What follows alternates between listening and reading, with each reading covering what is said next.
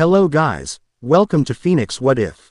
So in this video, we will see, what if Naruto was reborn in the testament of Sister New Devil and got married to Mio, Maria, and Kurumi. If you enjoy these kinds of stories, don't forget to show us some love by hitting the like button and subscribing to the channel. Your support means the world to us. Now, let's start the story. Chapter 1. The Unforeseen Guardian. The sharp, rhythmic thump-thump-thump of a cleaver against a well-worn cutting board was the only sound that truly mattered. It was a metronome for the world, a beat of control in a life that had once been defined by chaos. Arashi Uzumaki's eyes, the color of a summer sky long after the storm has passed, were fixed on the daikon radish beneath his blade. Each slice was a precise millimeter, a testament to a discipline forged not in kitchens but in kill-or-be-killed battlefields. The hiss of the fryer, the gentle burble of broth in the large stockpot, the murmur of the two evening patrons finishing their meal, they were all secondary notes in the symphony of his small, quiet life.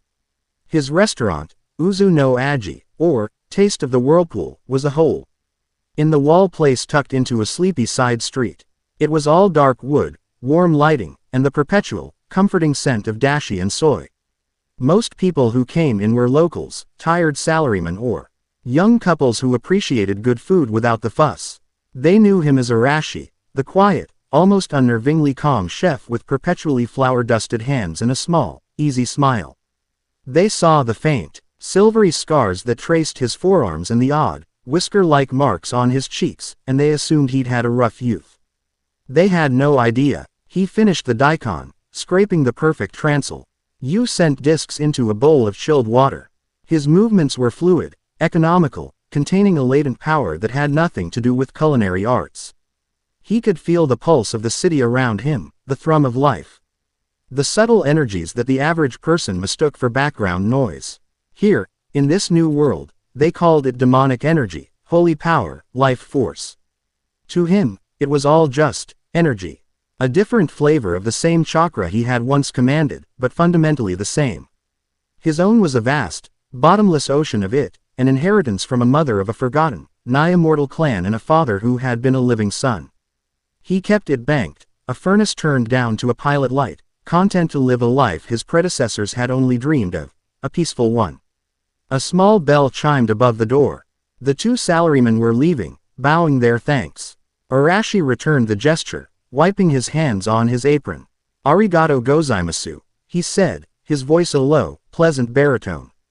"Have a safe night." As they departed, two new figures hesitated in the doorway, silhouetted against the streetlights. They looked out of place. They were young, two girls who seemed to be sisters. The older one, with striking crimson hair pulled into twin tails and eyes the color of amethysts, had a forced, almost brittle confidence. She held her head high, but her shoulders were tight, a soldier on enemy soil.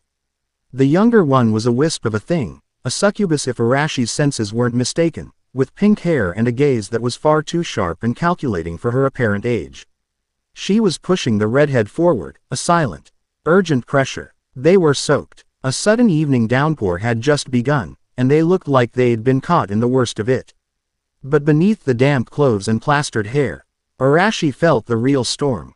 Fear. A deep, bone-chilling terror radiated from the crimson-haired girl, so potent it was a physical presence in the room.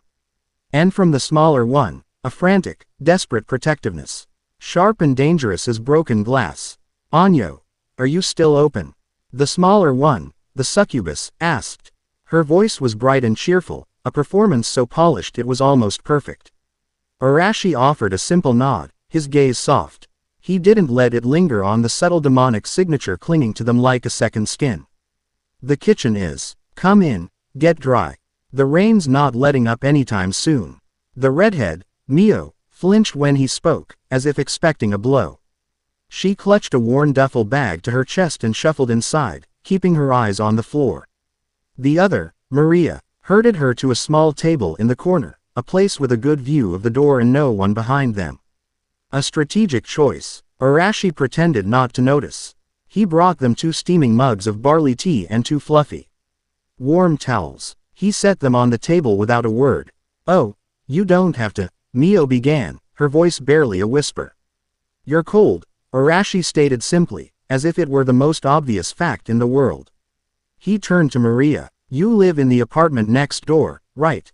2B. I saw the moving truck this morning. Maria's practiced smile tightened. She was being sized up, and she knew it. That's us. I'm Maria Naruse, and this is my sister, Mio. We just transferred. It's so nice to meet our neighbors. Arashi Uzumaki, he replied, giving a short bow of his head. He looked at Mio, who was staring into her tea as if it held the secrets of the universe. The terror was rolling off her in waves, and with it, a dangerous, unstable power that buckled the air around her. It was wild, untamed. A bomb waiting for a fuse.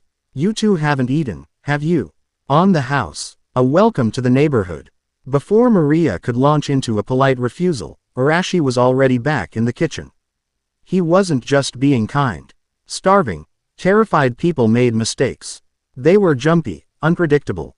And whatever was hunting these two, he had a feeling it wouldn't be deterred by a simple locked door. He worked quickly, his hands a blur. He sliced pork with practiced ease, prepared a simple but rich miso broth, and boiled a batch of his signature handmade noodles. Within minutes, 2 large, steaming bowls of ramen were ready. He placed them on the table. The aroma was rich and enveloping, a fortress of savory warmth against the cold fear that had followed them in. Mio stared at the bowl. Her stomach let out an embarrassing growl, and a faint blush colored her cheeks. For the first time since she entered, a genuine emotion other than fear crossed her face. Eat, Arashi said gently. It's better hot. Maria watched him, her analytical mind racing. This man, Arashi, was an anomaly. He was handsome in a rugged, unassuming way, but there was no vanity in him. He moved with a grace that was unsettling. A predator's economy of motion. But his eyes were kind. It was a baffling contradiction. He showed no fear, no surprise, no avarice at their presence. He just saw 2 wet, hungry girls and fed them. It was the most normal, and therefore the most suspicious, thing that had happened to them in months. Mio finally picked up her chopsticks. She took a hesitant bite. Her eyes widened. The flavor was incredible. It was more than just food. It was warmth, comfort, a feeling of safety she hadn't known since before her parents died. Tears welled in her eyes, and she quickly ducked her head, slurping the noodles to hide the sob that caught in her throat. Maria saw her sister's reaction and her guard went up even higher. This was a trick. It had to be. No one was this kind without an angle. She took a bite herself, bracing for something. But there was nothing. Just perfectly cooked noodles, savory broth, and tender pork. It was simply, infuriatingly, an excellent bowl of ramen. They finished their meals in silence, the only sounds the clinking of porcelain and the drumming of rain on the roof. Arashi cleaned his kitchen, moving with the same deliberate, unhurried pace. He was giving them space, letting the warmth of the food do its work. As Maria placed her empty bowl down, she steeled herself. It was time. Uzumaki-san, she began, her voice regaining its practiced cheer. Thank you for the meal. It was wonderful. We should get going. Let you close up.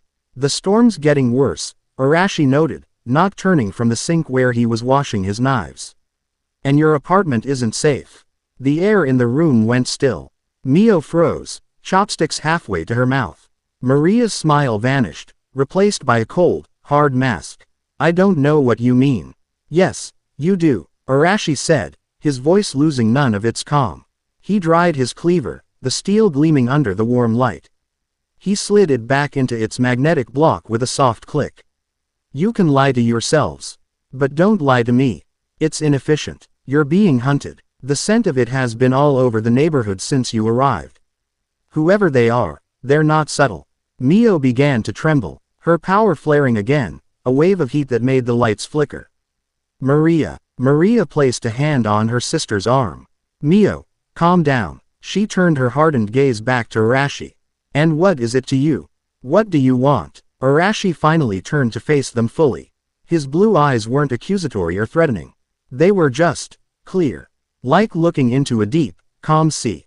And to finish my week without my restaurant or my apartment building being leveled in a fight between third-rate demons.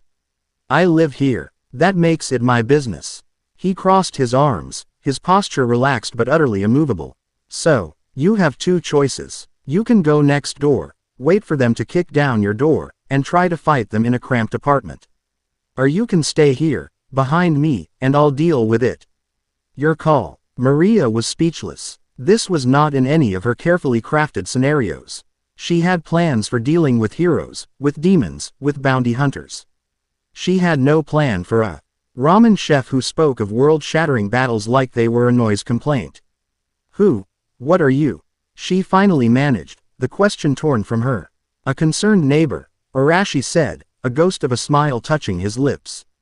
Now, decide. They're getting close. As if on cue, the gentle thrum of the city was pierced by a discordant shriek. It wasn't a sound that traveled through the air, but one that vibrated through the soul. Outside, the streetlights went out, plunging the block into darkness relieved only by the flashes of a distant thunderstorm. Mio cried out, shrinking in her seat. Maria's face went pale. They're here. Arashi nodded, his expression unchanged. He walked to the front door and slid the bolt shut. He turned the sign to closed. Stay in the kitchen. Don't come out, no matter what you hear. He didn't wait for a reply. He moved past them and disappeared through the curtained doorway that led to the back alley. Maria hesitated for a second, then grabbed a terrified Mio and pulled her toward the kitchen. Her heart hammering against her ribs. What had she gotten them into? The alley was a narrow canyon of brick and dumpsters, slick with rain and stinking of refuse. The air was thick with a cloying, malevolent energy. Arashi stepped out into the downpour, the cold water plastering his simple white shirt to his torso. He stood there for a moment, letting his senses expand, feeling the shape of the world around him. 3 of them, one on the fire escape to his left, one crouched behind the large dumpster, and one standing brazenly in the middle of the alley, blocking the only exit to the street. The one in the middle was a tall, lanky demon with greasy black hair and a sadistic grin. He was clad in cheap leather, trying to look intimidating. He held a long, curved blade that pulsed with a dull, red light. Well, what have we here? The demon sneered. A human getting in the way. Bad day to be a hero, buddy. Just turn around and hand over the girl, and we'll make your death quick. Arashi didn't speak. His eyes flicked from the speaker to the glint of metal on the fire escape, to the barely concealed shadow behind the dumpster. Amateurs. Loud, arrogant, and sloppy. The demon's grin widened. Not a talker, Fine by me. He gestured with his head. Get him. The demon on the fire escape, a wiry creature with spiky, ash-blonde hair, leapt. He descended like a pouncing cat. A pair of wicked-looking daggers in his hands aimed for Arashi's neck. Simultaneously, the hulking brute behind the dumpster burst forth, a roar tearing from his throat as he charged. Fists the size of cinder blocks raised to smash. A classic pincer attack. It would have worked on almost anyone else. Arashi didn't even seem to move. As the spiky-haired demon's daggers were a hair's breadth from his throat, he shifted his weight. It was not a dodge. It was a pivot, a subtle, almost lazy turn on the ball of his foot. The daggers sliced through empty, rain-filled air. In the same fluid motion, Arashi's left hand shot up, not to block, but to guide. He caught the demon's descending arm by the wrist, his fingers locking on like a vice. He didn't stop the momentum, he redirected it, pulling the demon down and forward. The demon's eyes widened in shock. He was suddenly, inexplicably, flying headfirst toward the charging brute. Before he could even process the change in trajectory, Arashi's right hand, open-palmed, struck him squarely in the center of his back. It wasn't a powerful blow, but it was perfectly timed, accelerating him just enough. Crunch. The spiky-haired demon slammed face first into the charging brute with the force of a car crash. The brute, caught completely by surprise, stumbled back, his roar turning into a gurgle of pain and sea. On fusion as his own ally became a projectile. The leader's jaw dropped. The entire exchange had taken less than a second. It was so fast, so efficient, it looked less like a fight and more like a cruel physics demonstration. Arashi stood in the same spot, rain dripping from his blonde hair, his posture unchanged. He hadn't broken a sweat. The leader stammered, his bravado evaporating. What was that? Arashi cracked his neck, a sound like gravel grinding. A miscalculation. On your part. Before the leader could respond, the brute roared in fury, shoving his dazed comrade aside. He was more beast than man now, his muscles bulging, his skin taking on a stony, gray texture. He was bigger, stronger, and far more enraged. He charged again, the pavement cracking under his heavy tread. This time, Arashi didn't redirect. He met the charge head-on. But he was no longer alone. To his left and right, two identical copies of him shimmered into existence out of the rain. There was no puff of smoke, no incantation. One moment there was one man, the next there were three, all moving in perfect, silent synchronicity. The clones engaged the other two opponents. One clone met the spiky-haired demon, who had scrambled to his feet. The fight was a blur of motion, the clone effortlessly weaving through a frantic storm of dagger strikes, countering with precise, disabling jabs to nerve clusters and joints. The demon grunted in pain with every blocked attack, his movements becoming more sluggish, more desperate. The other clone appeared directly in front of the leader, who shrieked and swung his glowing sword in a wide, clumsy arc. The clone ducked under it, the blade singing over its head, and swept the leader's legs out from under him. He hit the wet ground with a splash and a curse. Meanwhile, the original Arashi faced the brute. The demon's fist, now the size of a small boulder, swung down with enough force to pulverize concrete. Arashi raised his right arm to block. Not with his hand, but with his forearm. The impact was deafening. Boom! A shockwave of displaced air and water exploded from the point of contact. The ground beneath Arashi's feet spider-webbed with cracks.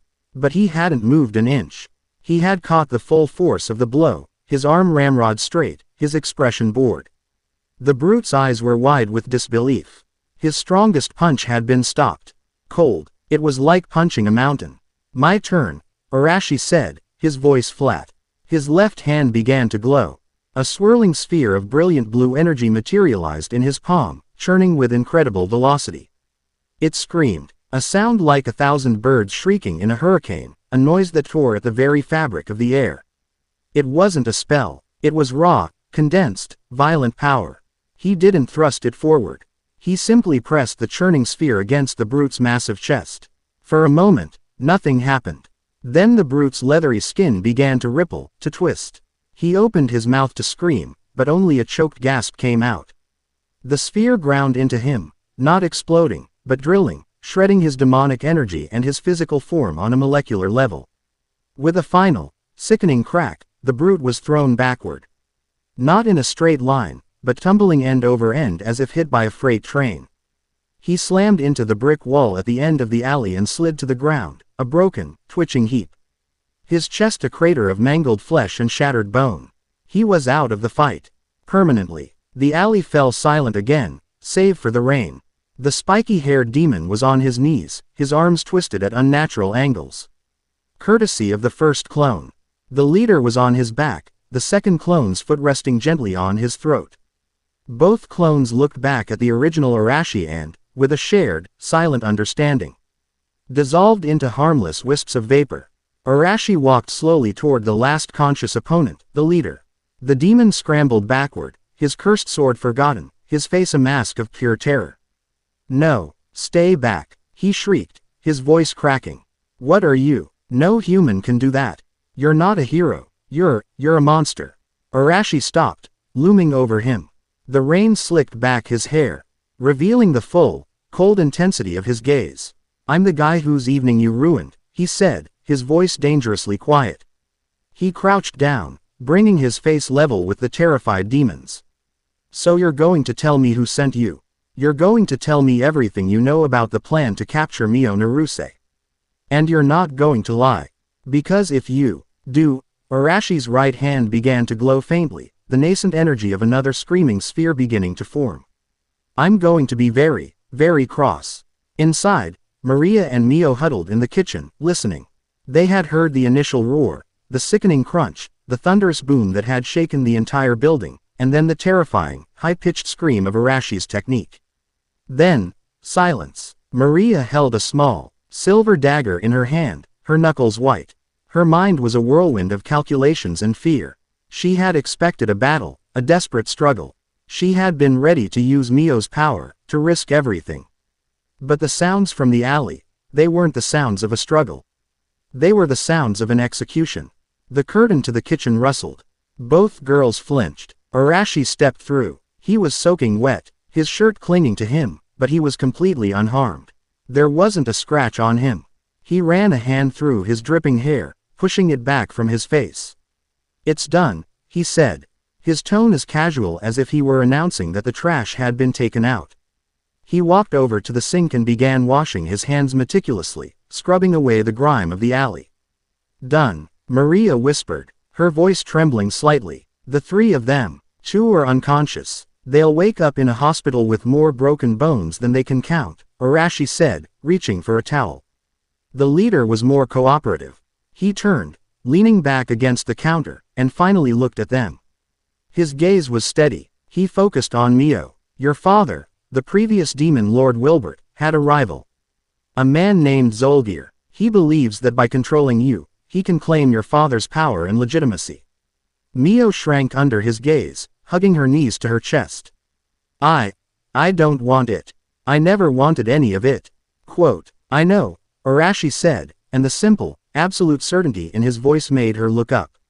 He wasn't pitying her. He was stating a fact he had observed. Maria stepped forward, her mind finally catching up. This man was their only hope. Her original plan, to find a patsy, form the master-servant pact, and use them as a shield, was laughably naive in the face of this reality. This Arashi was no one's shield. He was a fortress. "The pact," Maria said, her voice regaining a fraction of its resolve. "We have to do it now. It's the only way to grant you enough power to." "No." The word was quiet, but it had the finality of a closing tomb. Maria stared at him. "What?" "But the pact is the only way. It will bind Mio to you, grant you the power of a succubus's contract, and allow you to fully utilize her abilities. It's the ultimate weapon." Arashi's eyes hardened, the calm sea turning to glacial ice. He took a step toward her, and for the first time, Maria felt a sliver of the same terror the demons in the alley must have felt. The sheer pressure of his presence was immense. "Let me be clear," he said, his voice low and intense. "Power that comes from a leash isn't your own. It's a trick, a weakness disguised as strength. I don't need it, and I will not put a collar on a terrified girl just to make you feel like you have some measure of control." He looked past Maria to Mio, his expression softening again. "Your power is a part of you, Mio. It's not a curse. It's like a river that's broken its dam. You don't need someone else to control it for you. You need to learn to build the dam yourself. To guide the flow." He walked over to the small kitchen table, cleared a space, and pulled out a small kit from a drawer. It contained a bottle of black ink, a fine-tipped brush, and a roll of clean bandages. Maria recognized the tools of a spellcaster, but the energy humming from them was ancient, wholly unfamiliar. "There are other ways to handle uncontrolled power," he said, dipping the brush in the ink. He knelt in front of Mio, who looked at him with wide, frightened eyes. "This will be uncomfortable, but it will help. It won't suppress your power completely, but it will contain it, stabilize it. It will give you the breathing room you need to learn." He gestured to her right arm. Hesitantly, she extended it. His touch was surprisingly gentle as he pushed up her sleeve. With the focus of a surgeon, he began to paint on her skin. The symbols were complex, elegant spirals and sharp, angular lines that seemed to twist and move as he drew them. They felt ancient, alive. As he worked, Mio could feel a strange resonance deep within her, a hum that harmonized with the storm of her own power. Maria watched, mesmerized. This was no demonic script, no holy incantation she had ever studied. This was something else entirely. It was raw, primal, and unbelievably potent. The air in the room grew heavy, saturated with the energy Arashi was pouring into the seal. He painted the final stroke, a spiral that mirrored the one on the sign of his restaurant. Then he wrapped her arm tightly with the clean bandages. "Done," he breathed, a thin sheen of sweat on his brow. It was the first sign of effort he had shown all night. Mio looked at her bandaged arm. The constant, raging inferno inside her, the power that had threatened to consume her at any moment, was quiet. It was still there, a vast reservoir of heat and strength, but it was no longer a chaotic tempest. It was a calm, deep lake. The frantic pressure in her chest eased for the first time in years. Tears of relief streamed down her face, silent and unending. How? She whispered, her voice thick with emotion.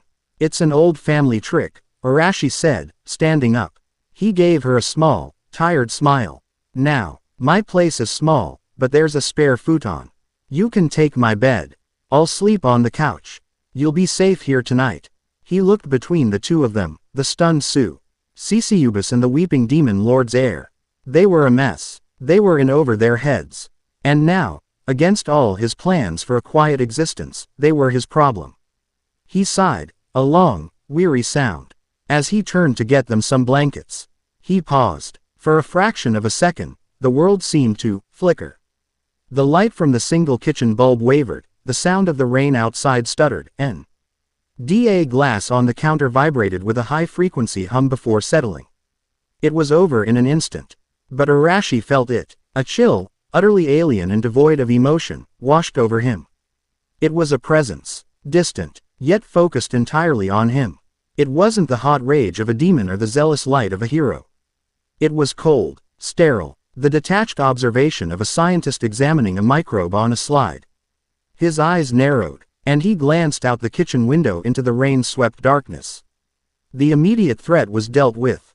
But a far greater one he couldn't yet comprehend, had just taken notice of his existence. His quiet life was officially over. Chapter 1 End. Chapter 2. Echoes of the Past. The morning light was a soft, gray watercolor, filtered through the clouds of a post-storm sky. It crept into Arashi's small apartment, illuminating dust motes dancing in the air.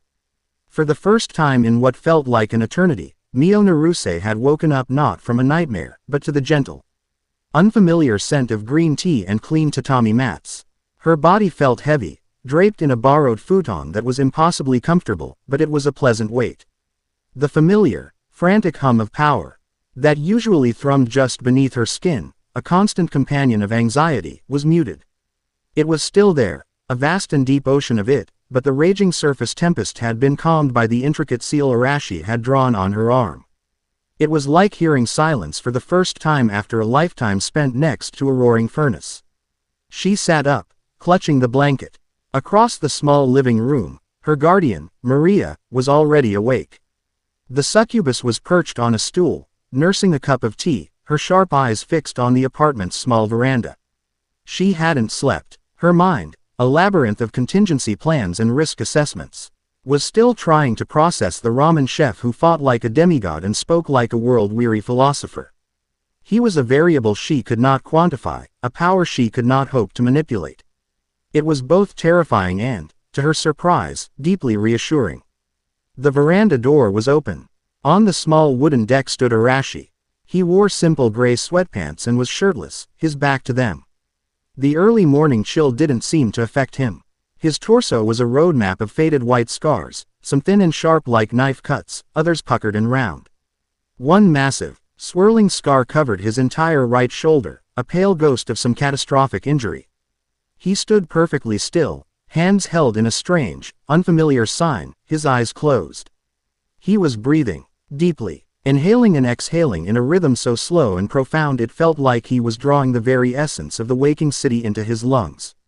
With each breath, the air around him seemed to thicken, to vibrate with a palpable energy. It wasn't demonic, nor was it holy.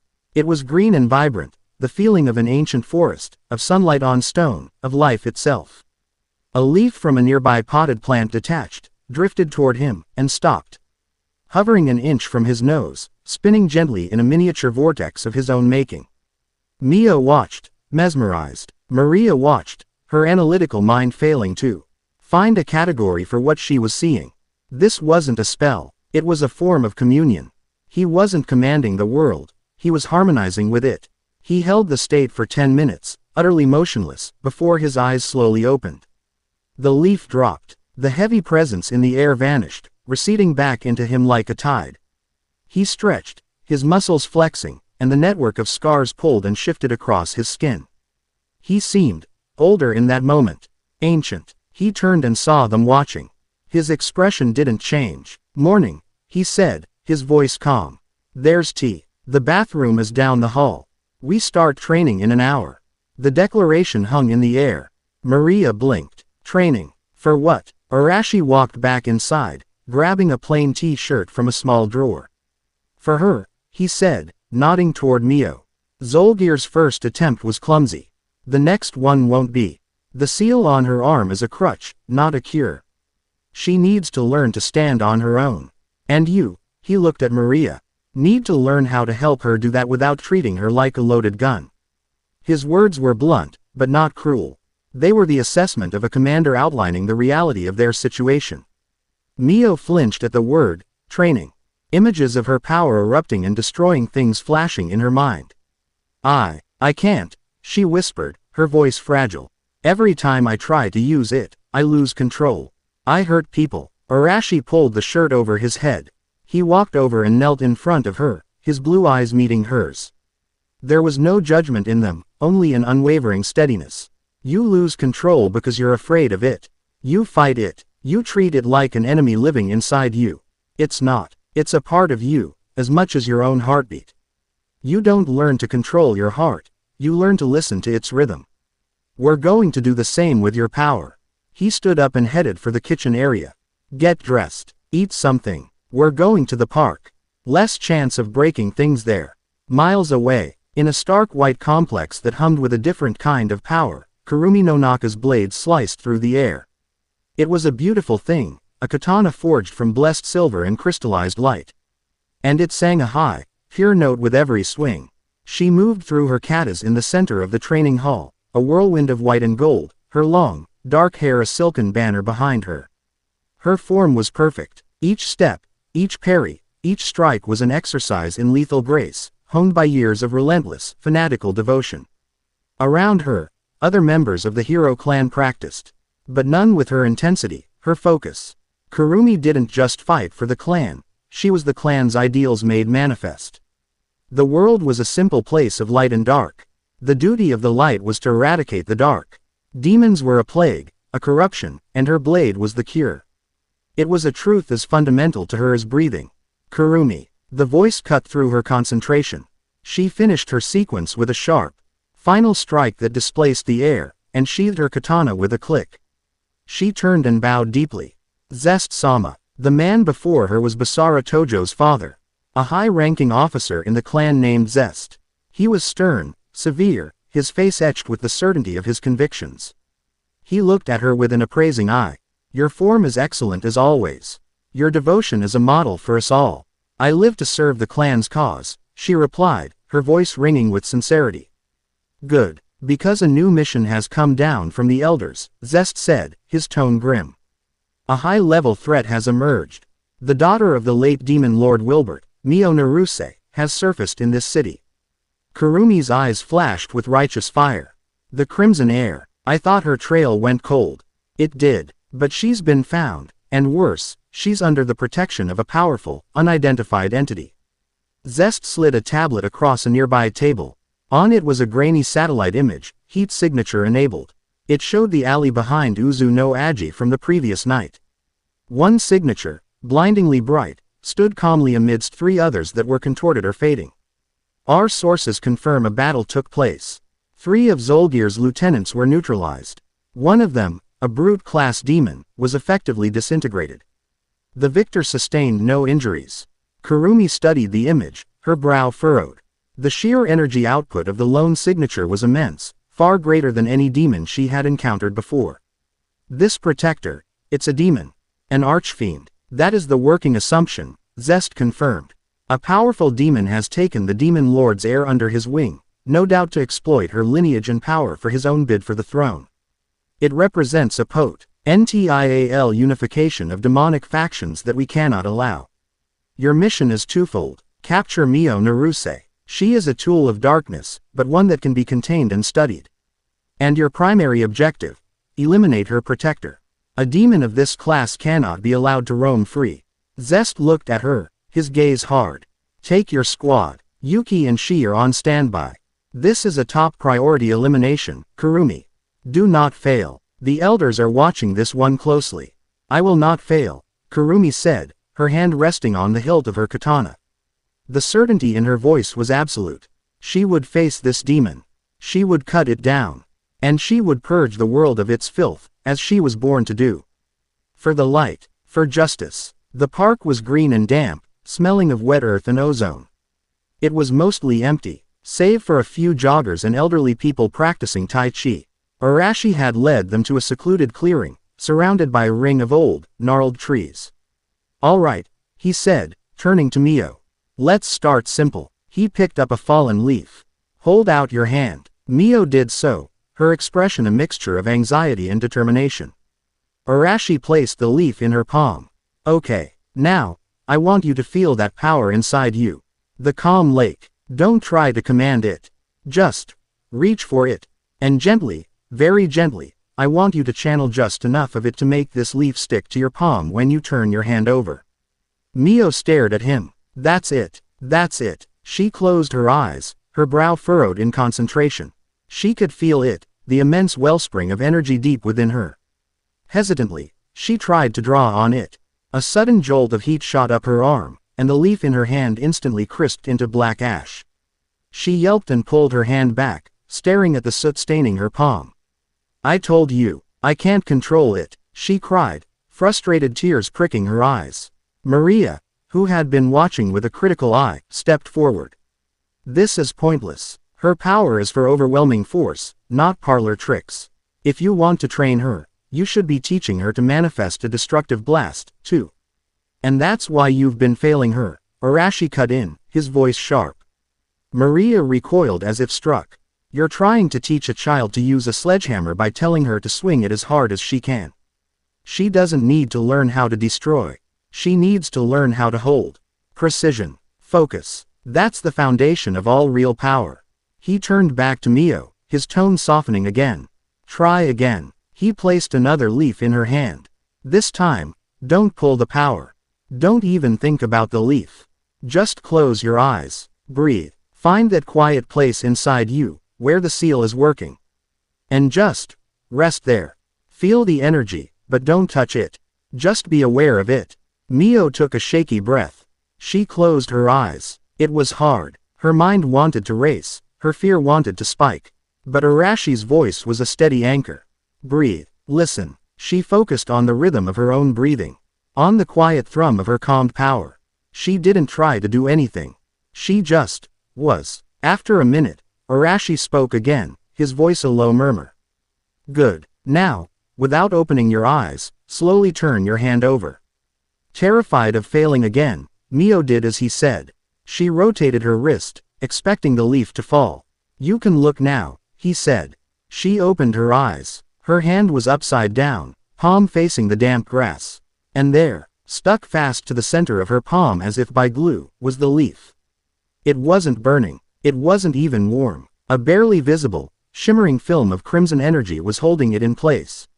Perfectly and delicately. Mio gasped. A wide, incredulous smile spread across her face, the first genuine smile Maria had seen in months.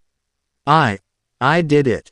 "Yes, you did," Arashi said, a hint of warmth in his own voice. "That's the first step. Control isn't about brute force. It's about quiet intention." It was in that moment of small, fragile triumph that the world went cold. The cheerful birdsong of the park abruptly ceased. A heavy, sanctified pressure descended on the clearing, the air crackling with holy power. 3 figures landed silently in a triangle formation around them, cutting off all escape routes. They wore the white and gold uniforms of the hero clan. 2 were women, one with short blue hair holding a spear of light, the other with glasses and a book that pulsed with binding magic. And in front of them, her hand resting on her katana, stood Kurumi no Naka. Her eyes, burning with righteous conviction, were locked on Arashi. "Demon," she declared, her voice ringing with authority. "Your reign of corruption is over. Release the girl and face your judgment." Arashi didn't even look at them. His eyes were on Mio. Her smile had vanished, replaced by stark terror. The leaf on her palm burst into flames as her control shattered. "Maria," Arashi said, his voice dropping to a low, dangerous calm. "Get Mio behind those trees. Do not engage." "But Arashi," Maria protested, pulling out her own small daggers. "That wasn't a request," he said, and the sheer command in his tone froze her. He took a single step forward, placing himself between Mio and the heroes. He finally raised his eyes to meet Kurumi's. You've got the wrong guy. And you're making a big mistake. The only mistake was letting a creature like you live this long, Kurumi retorted. Yuki, contain the area. The demon is mine. The two other heroes moved to flank her, their weapons glowing. Maria, seeing the absolute certainty in Arashi's stance, grabbed Mio's arm and pulled her stumbling toward the trees. Come on, Mio, we have to go. Kurumi didn't wait. With a battle cry, she drew her blade. For the light, she moved, a blur of white and gold. Her speed was incredible, closing the distance in an instant. Her blade, wreathed in holy fire, slashed downward in an arc meant to cleave a man in two. Arashi's response was almost insulting in its simplicity. He took a half step to the left and raised his right hand. He didn't block with his arm. He caught the flat of the burning blade in his open palm. SSSSS's. The holy fire sizzled against his skin, but his grip was like iron. Kurumi's eyes widened in shock. Her full-powered strike, an attack that could fell a lesser demon lord, had been stopped. Casually, by his bare hand, the force of the blow hadn't even made him shift his footing. Bad form, Arashi said, his voice conversational. You put all your power into the strike, but your stance is unbalanced. You're wide open. Before she could process his words, his left fist shot out. It wasn't fast, but she couldn't seem to dodge it. It connected with her stomach, not with a bone-shattering crunch, but with a solid thump. The air was driven from her lungs in a massive whoosh. It wasn't a damaging blow, it was a disabling one. He had targeted her diaphragm with surgical precision. She staggered back, gasping for air, her blade still held tight in his hand. He hadn't even let go. You rely too much on the power of your weapon, he continued, his voice a low lecture. You think its holy attributes will do the work for you. That's a crutch. Just like Mio's seal, a true warrior's greatest weapon is their own body. He twisted his wrist. With a sickening screech of protesting metal, he bent her blessed katana at a 90-degree angle, then snapped the blade in two with his bare hands. He dropped the useless pieces to the ground. Kurumi stared at the shattered remains of her sacred weapon, her symbol of justice, and then back at him, her mind reeling. Impossible. Simply impossible. Yuki. Now, she gasped. The short-haired hero, Yuki, thrust her spear of light. It didn't fly. It extended, telescoping at incredible speed, aiming to impale Arashi through the chest. Simultaneously, she, the book wielder, chanted, and chains of golden light erupted from the ground, snaking toward Arashi's ankles. Arashi sighed, a sound of profound annoyance. As the spear tip neared, he vanished. Not with speed. One moment he was there, the next he was gone. There was no blur of motion, just an empty space where he had been. Pop. He reappeared directly behind Yuki. He chopped the back of her neck with the side of his hand. Her eyes rolled back into her head, and she collapsed in a boneless heap, her spear of light dissolving. "2," he murmured. She shrieked in alarm, the chains of light faltering. She tried to summon a shield, but it was too late. From Arashi's position, a perfect copy of him shimmered into existence. The clone didn't attack her. It simply appeared in front of her, plucked the glowing book from her hands, and tapped her on the forehead. She crumpled to the ground, unconscious. The clone looked at the book, flipped through a few pages with a curious expression. Then tossed it aside and dissolved into vapor. It had taken less than 5 seconds to neutralize her entire squad. Kurumi finally got her breath back, her shock turning to a cold, desperate fury. This wasn't a demon. A demon would be roaring, tearing, reveling in destruction. This was a soldier. An executioner. His movements were too clean, too precise. "What are you?" she snarled, drawing a backup shortsword of blessed silver. "Tired of this," Arashi replied. He began walking toward her. He wasn't running. He was just advancing, his pace steady, his presence overwhelming. Every step he took felt like a hammer blow to her certainty. She screamed and charged, pouring every last ounce of her holy power into her body, her speed redoubling. She became a flurry of silver slashes, a whirlwind of righteous fury aimed at his throat, his chest, his eyes. Arashi didn't even bother to dodge. He walked into the storm of blades. His hands became a blur, blocking, parrying, redirecting. Not with force, but with minimal, perfect movements. A flick of the wrist sent a stab wide. A turn of his palm deflected a slash. An open hand caught her blade, his fingers clamping down on the steel mere inches from his face. He moved like water, yielding yet unbreakable. He wasn't fighting her. He was dismantling her, piece by piece. With each blocked strike, his eyes bore into hers. They weren't filled with malice or rage. They were filled with pity. And that was the most insulting thing of all. He caught her wrist in a grip of steel, halting her final, desperate strike. He held her there, her arm trembling with effort, her blade immobilized. "You fight with conviction," he said, his voice quiet in the sudden stillness. "I'll give you that. You truly believe you're on the side of justice." "I am," she spat, struggling against his grip. "You are darkness. You must be purged." "Justice," Arashi repeated the word, a bitter, ancient memory clouding his eyes. "You throw that word around like you know what it means. You live in a world of black and white because it's simple. It's easy. But the real world, the one where people bleed and die, is painted in shades of gray." His eyes seemed to glow. A faint, azure light. "You want to see justice? I'll show you." Before Kurumi could react, his free hand touched her forehead. The world dissolved. She was no longer in a park. She was standing on a blasted, cratered landscape under a blood-red sky.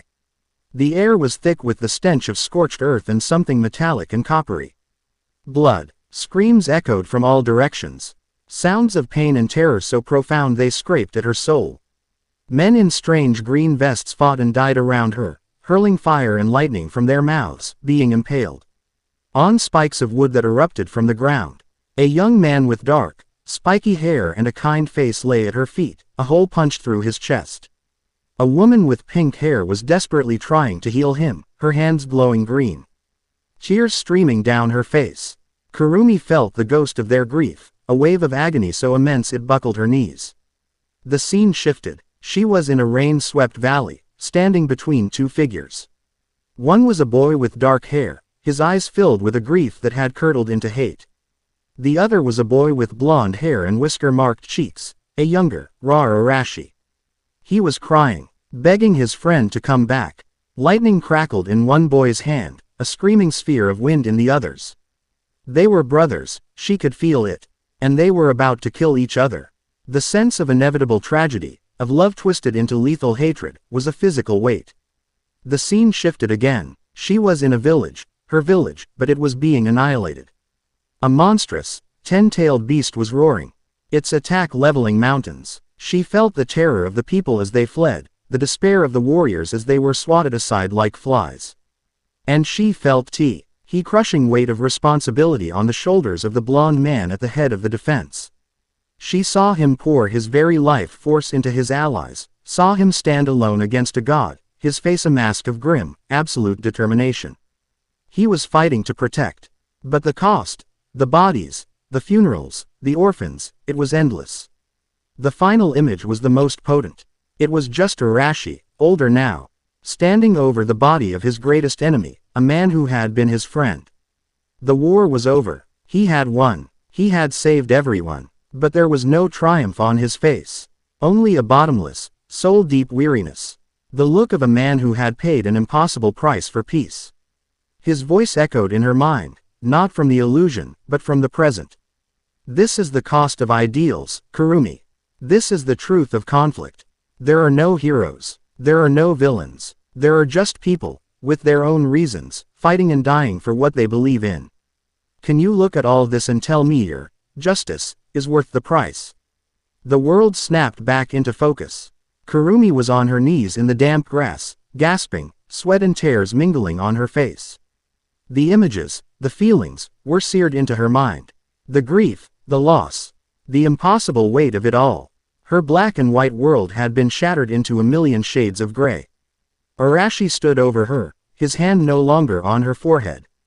He looked down, his expression unreadable. "I'm not your enemy," he said, his voice soft. "I'm just a man who wants to be left alone. Go home. Tell your superiors you were defeated.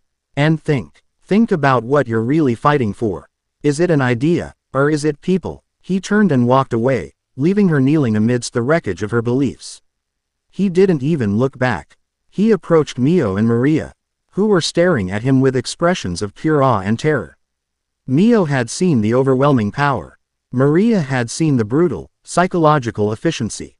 "It's over," Arashi said simply. "Let's go home. The lesson's over for today." As they walked away, leaving the three unconscious heroes and a spiritually broken Kurumi in the clearing, Arashi allowed himself a small, internal sigh. He had wanted peace. He had wanted quiet. But the past, even a past from another world, had long echoes. And his actions today hadn't ended a conflict.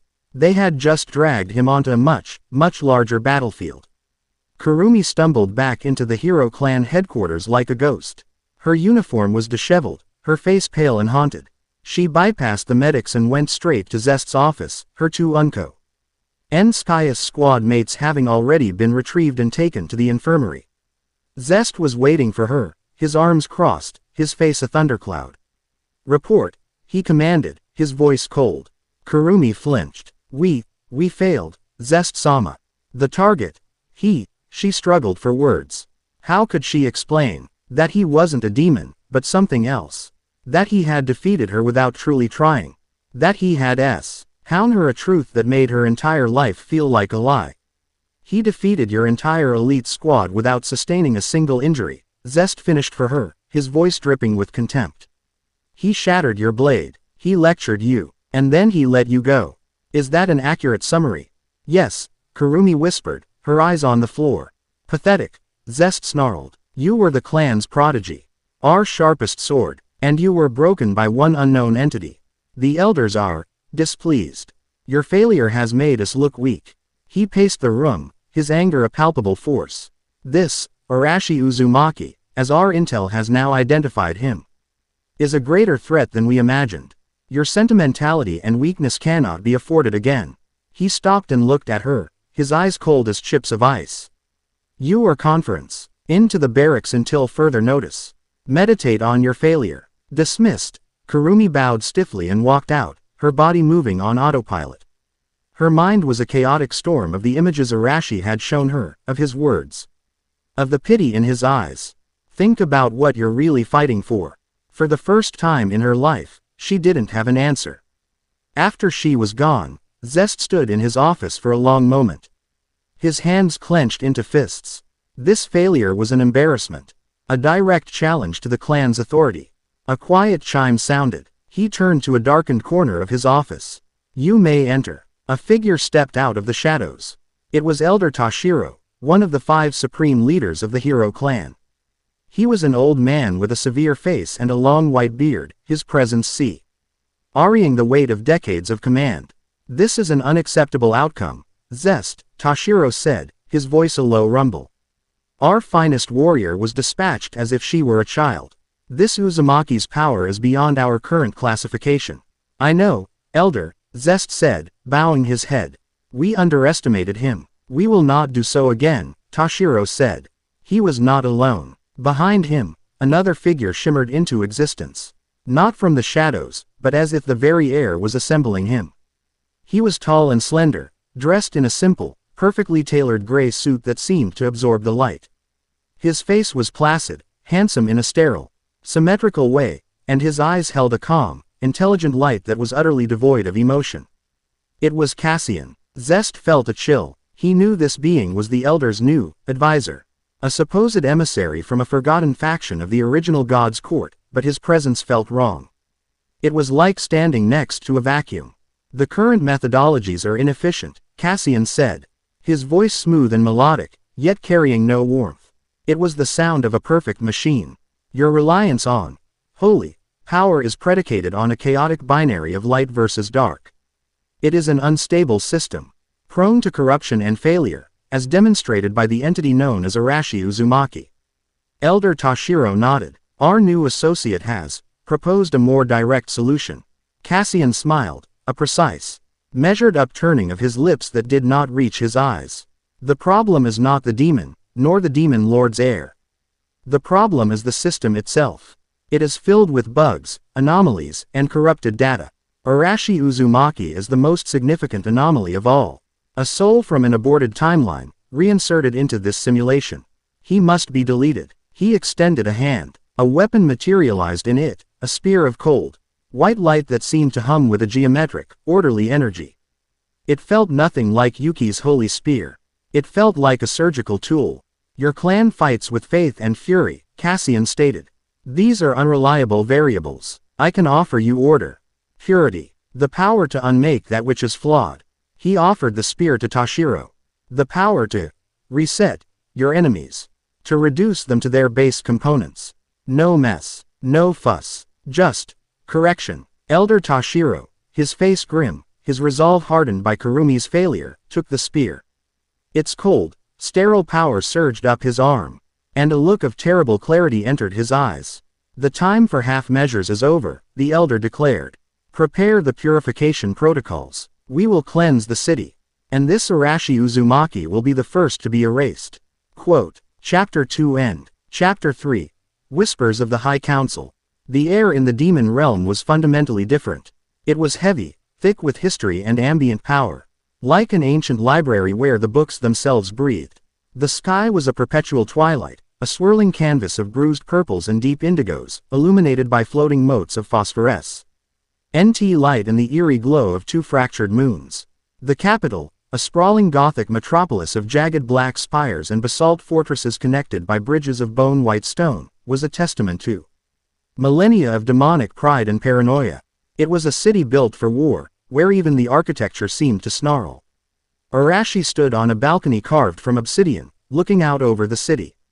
The wind that whipped around him carried the scent of brimstone, ozone, and something else, the faint, cloying sweetness of decay.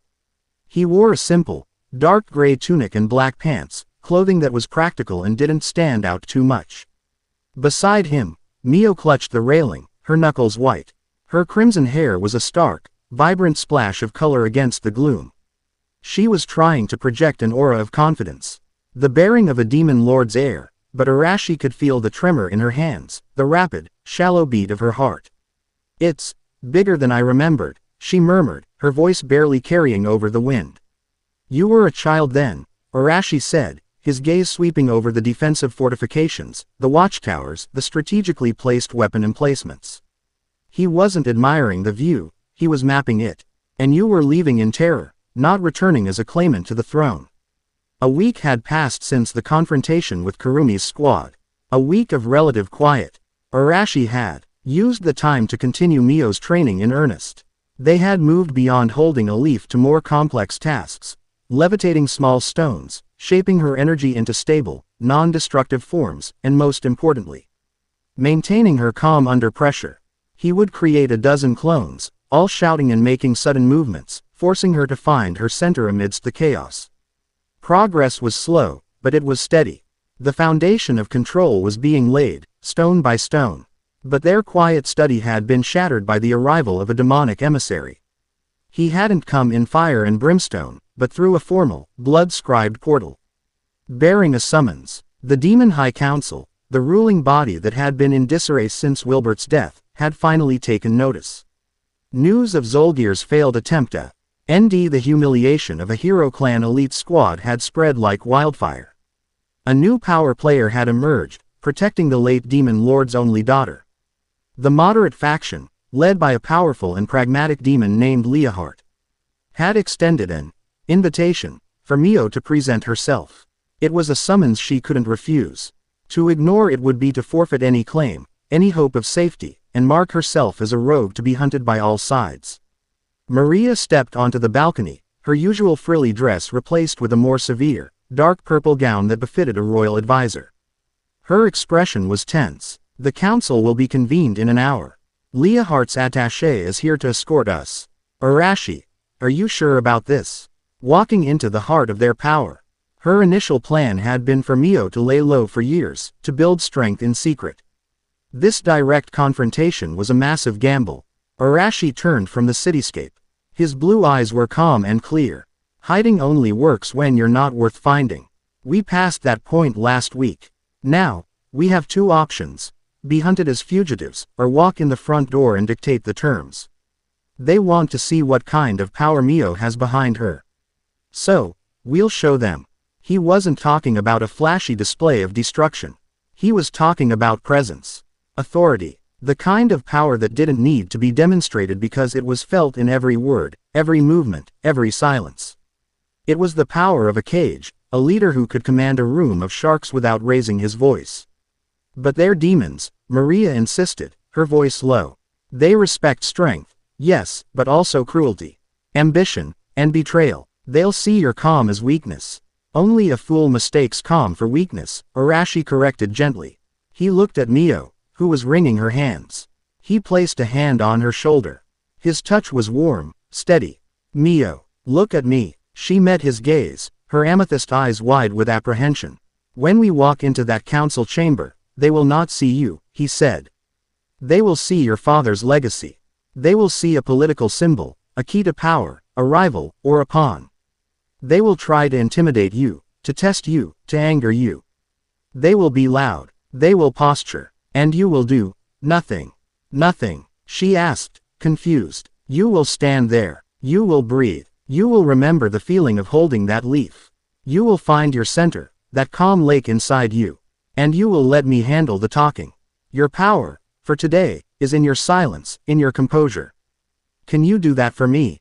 Mio looked at his unwavering eyes, felt he solid weight of his hand on her shoulder, and the terror in her chest receded just enough for a flicker of resolve to take its place. She took a deep breath and gave a firm, single nod.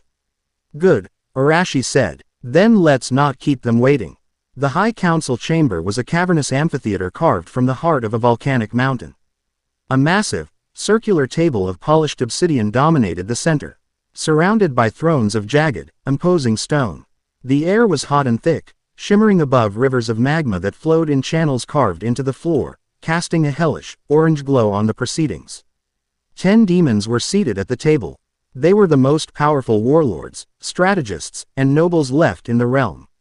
Each one was an ancient and formidable being, radiating an aura of menace and power.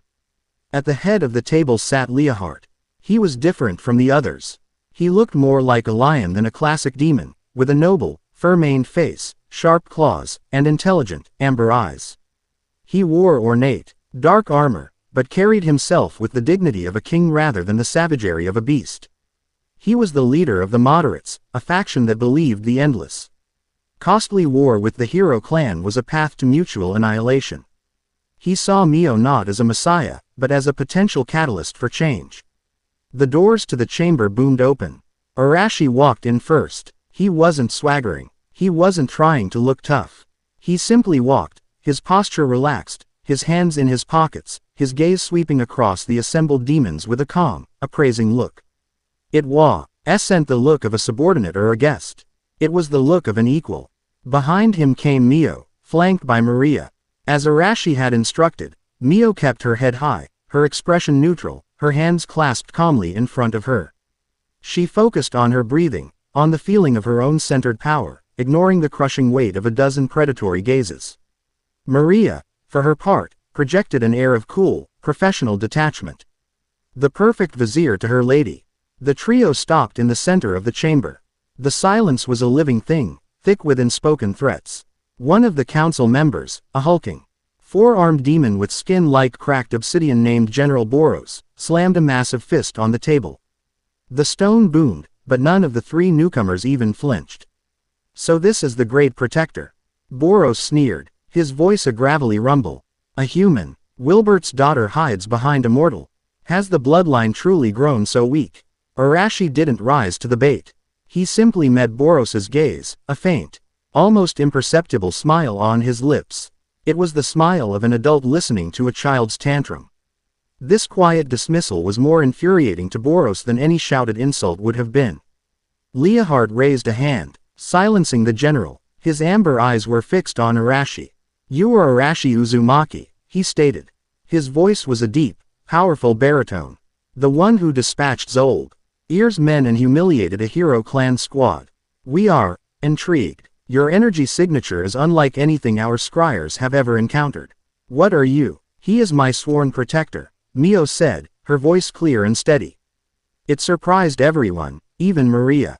It was the first time she had spoken without being prompted. She had decided that doing nothing didn't mean being a statue. It meant showing she was not afraid.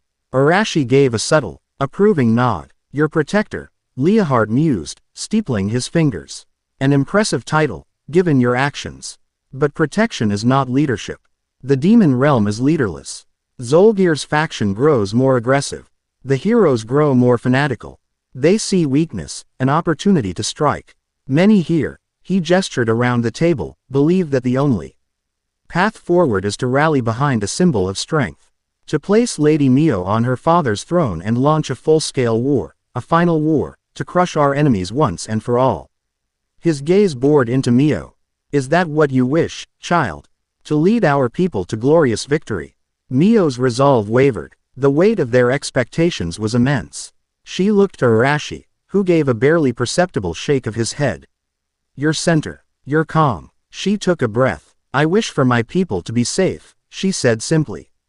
Endless war does not sound like safety. A murmur went around the table. Some looked at her with contempt. Others with newfound interest. Boros scoffed loudly. Safety. The daughter of the mighty Wilbert speaks of safety. Bah, she speaks of cowardice. He roared, rising from his throne. He was massive, easily 12 feet tall. His shadow falling over them. Power is the only safety, girl. The only way to ensure our survival is to eradicate the heroes. Your father understood this. You were clearly not your father's daughter. Quote. He pointed a massive, clawed finger at Arashi. And you, this human pet of yours. What strength does he truly possess? He defeated Zolgir's rabble and some human children. I am a general of the old campaigns. I have slaughtered thousands of heroes. I have bathed in the blood of angels. I challenge you, human. Here and now, if you are worthy of protecting an heir to the throne, then prove your strength against a true demon warrior. The challenge hung in the air, a gauntlet thrown. The other council members leaned forward, their eyes gleaming. This was the true test. The crucible. Political maneuvering was one thing, but in the demon realm, everything eventually came down to strength. Maria's blood ran cold. Boros was a legend, a brute force fighter, whose physical power was said to rival that of the late demon lord himself. This was a death sentence. Arashi, however, just sighed. It was a sigh of genuine boredom.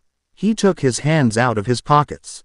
I didn't come here to fight, he said, his voice quiet but carrying easily through the vast chamber. As I thought, a coward. Boros laughed, a harsh, grating sound. I came here to talk, Arashi continued, his gaze locking with Boros's. But you seem determined to waste everyone's time. So, fine. He took a single step forward. You want a demonstration. He didn't assume a fighting stance. He didn't summon a weapon. He just stood there. And then, he released it. It wasn't a flare of power. It wasn't an explosion of energy. It was pressure. A silent, invisible, crushing weight that descended on the entire chamber. The floating motes of light flickered and died. The rivers of magma seemed to dim, the heat in the room dropping 20 degrees. The very air grew thick, heavy, impossible to breathe. It was the full, undiluted force of his presence, the aura of a man who had faced down gods and demons of a caliber they couldn't even imagine. It was the spiritual weight of a being who contained the power of a walking natural disaster, held in perfect, terrifying check. The council members, ancient and powerful beings all, were slammed back into their thrones. They gasped, their RK powers sputtering and failing against this absolute, overwhelming authority. It felt like a mountain had been placed on their souls. Boros, who had been roaring in triumph a moment before, was brought to his knees.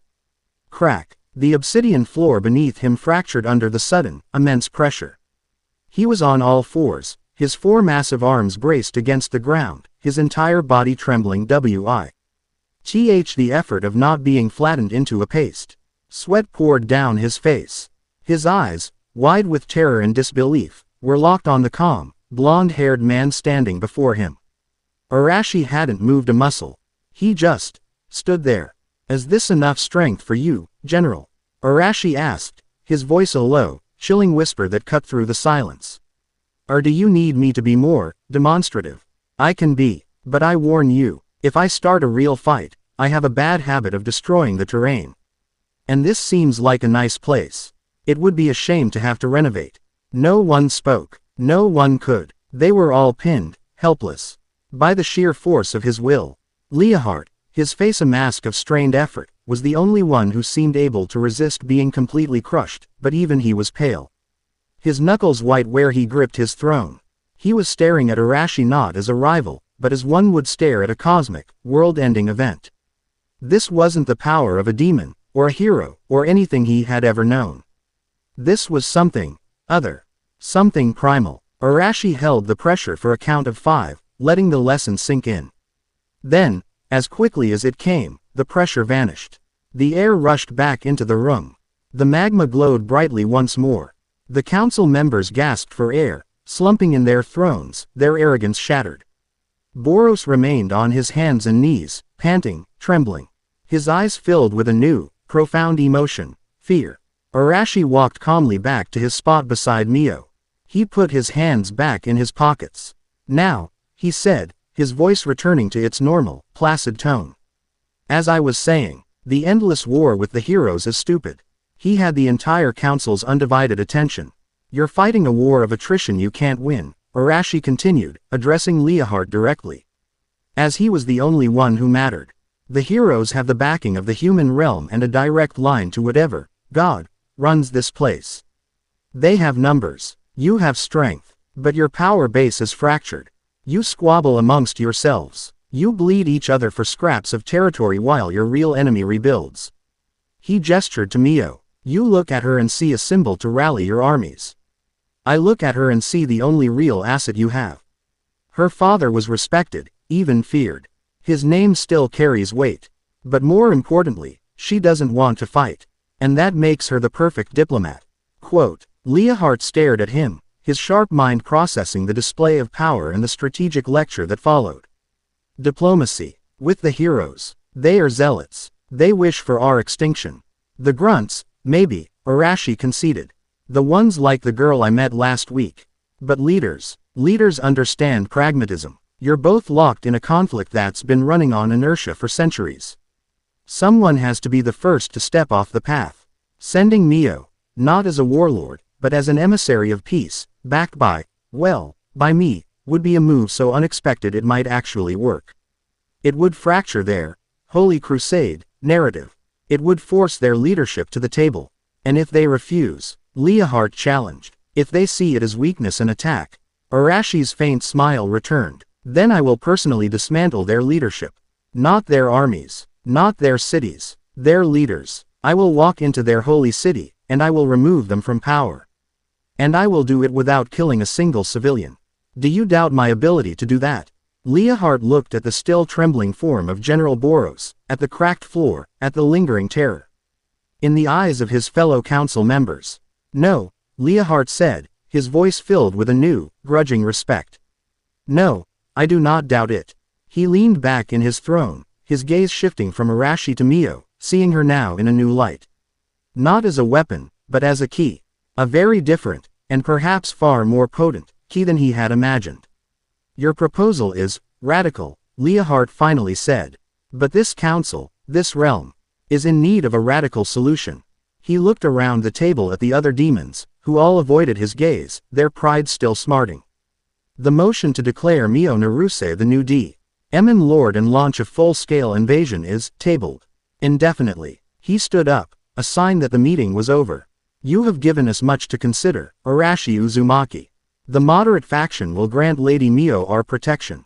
She and her retinue will be given guest quarters in my fortress. We will discuss this strategy further. It was a concession, an offer of alliance. Arashi gave a simple nod.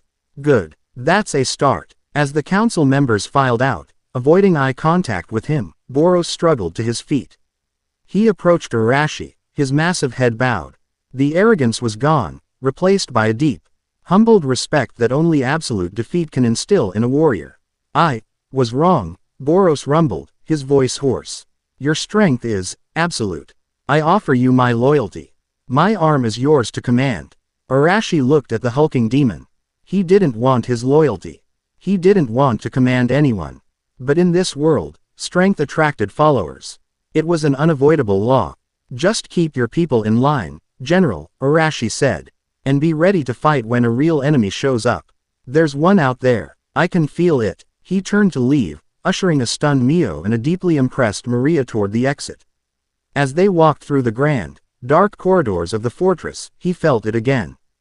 The same subtle, brittle feeling he'd noticed before. The very foundation of this reality felt thin, strained, like old parchment stretched too tight. He stopped and placed a hand on the cold, stone wall. He closed his eyes, focusing, trying to sense the source of the wrongness. "Arashi, what is it?" Mio asked, her voice filled with concern. "This place, the whole realm, it's being eroded," he murmured, more to himself than to them. "It's like something is scraping away at its existence from the outside." He pulled his hand back. He didn't have enough information.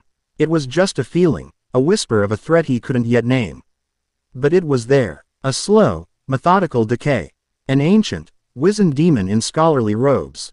One of the council's lore keepers who had remained silent during the entire proceeding, shuffled over to him. He had overheard Arashi's comment. "You sense it too, outsider," the old demon rasped, his voice like dry leaves skittering across pavement. "The thinning. The elders speak of it in whispers. They say the old stories, the ones from before the First Lord, from before God himself, spoke of them. The progenitors, the architects, they built this reality as an experiment, a grand cosmic game. And when they grow displeased with their creation, they do not destroy it. They decommission it. They erase it from existence, like a scribe scraping ink from a page." The old demon's eyes, milky with age, held a deep, ancestral terror. "The thinning is the first sign. The eraser is coming." Arashi's blood went cold. He had fought men, monsters, and mad gods. But how do you fight an enemy whose very nature is to unmake reality itself? His quiet life was a distant memory. He wasn't just a protector anymore. He was now a player in a game whose stakes were the existence of the entire world. Chapter 3 End. Chapter 4. The Lion and the Fox. The week spent in Leo Art's fortress was a strange and unsettling truce. The demon lord's domain was a bastion of austere strength, all polished black stone and disciplined patrols, a stark contrast to the chaotic decadence of the capital. Here, Mio was treated not as a living relic or a political tool, but as a head of state. She was given spacious quarters, access to the fortress's vast library, and the respect due to her lineage. Now backed by Arashi's terrifying authority, the demons of Leohart's faction, warriors bred for pragmatism over pride, looked at Arashi with a mixture of awe and profound caution. They had heard what happened in the council chamber. They knew a power beyond their comprehension walked among them. For Arashi, it was a time of observation. He spent his days in quiet, intense training with Mio, no longer in secret. But in the fortress's main courtyard, he taught her not just to control her power, but to integrate it with her body. He guided her through the basic stances of his own taijutsu style, teaching her balance, footwork, and how to let her demonic energy flow through her limbs to enhance her strength and speed. He was reshaping her from a frightened girl who happened to possess immense power into a warrior who commanded it. "You're thinking too much," he'd say, as she stumbled through a sequence. "Your power responds to your will. If your will is hesitant, your power will be chaotic. Feel the motion. Let the energy follow. Don't force it." Maria, in her element, became an invaluable conduit between their small group and Leohart's court. She spent hours in strategy, meetings with the lion-like demon lord, her sharp intellect and encyclopedic knowledge of demonic law and history proving that she was more than just Mio's succubus nanny. She was a formidable political operator in her own right. A reluctant but powerful trust was forming between the succubus strategist and the pragmatic demon lord. But beneath the surface of this newfound alliance, a deeper bond was solidifying. In the quiet evenings, after the training and the political maneuvering were done, the three of them would sit together in their quarters. They were a tiny, strange island of familiarity in a vast, alien sea.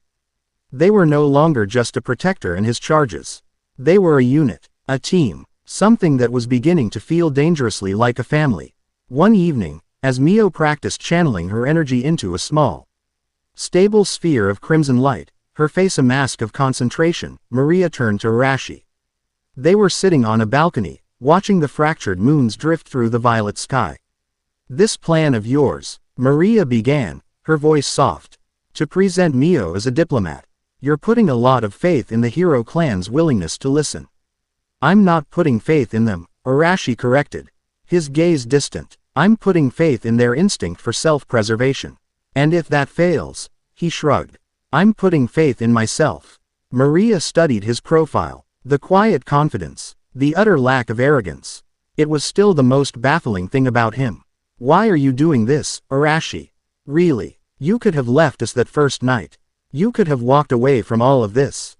Why bind your fate to ours?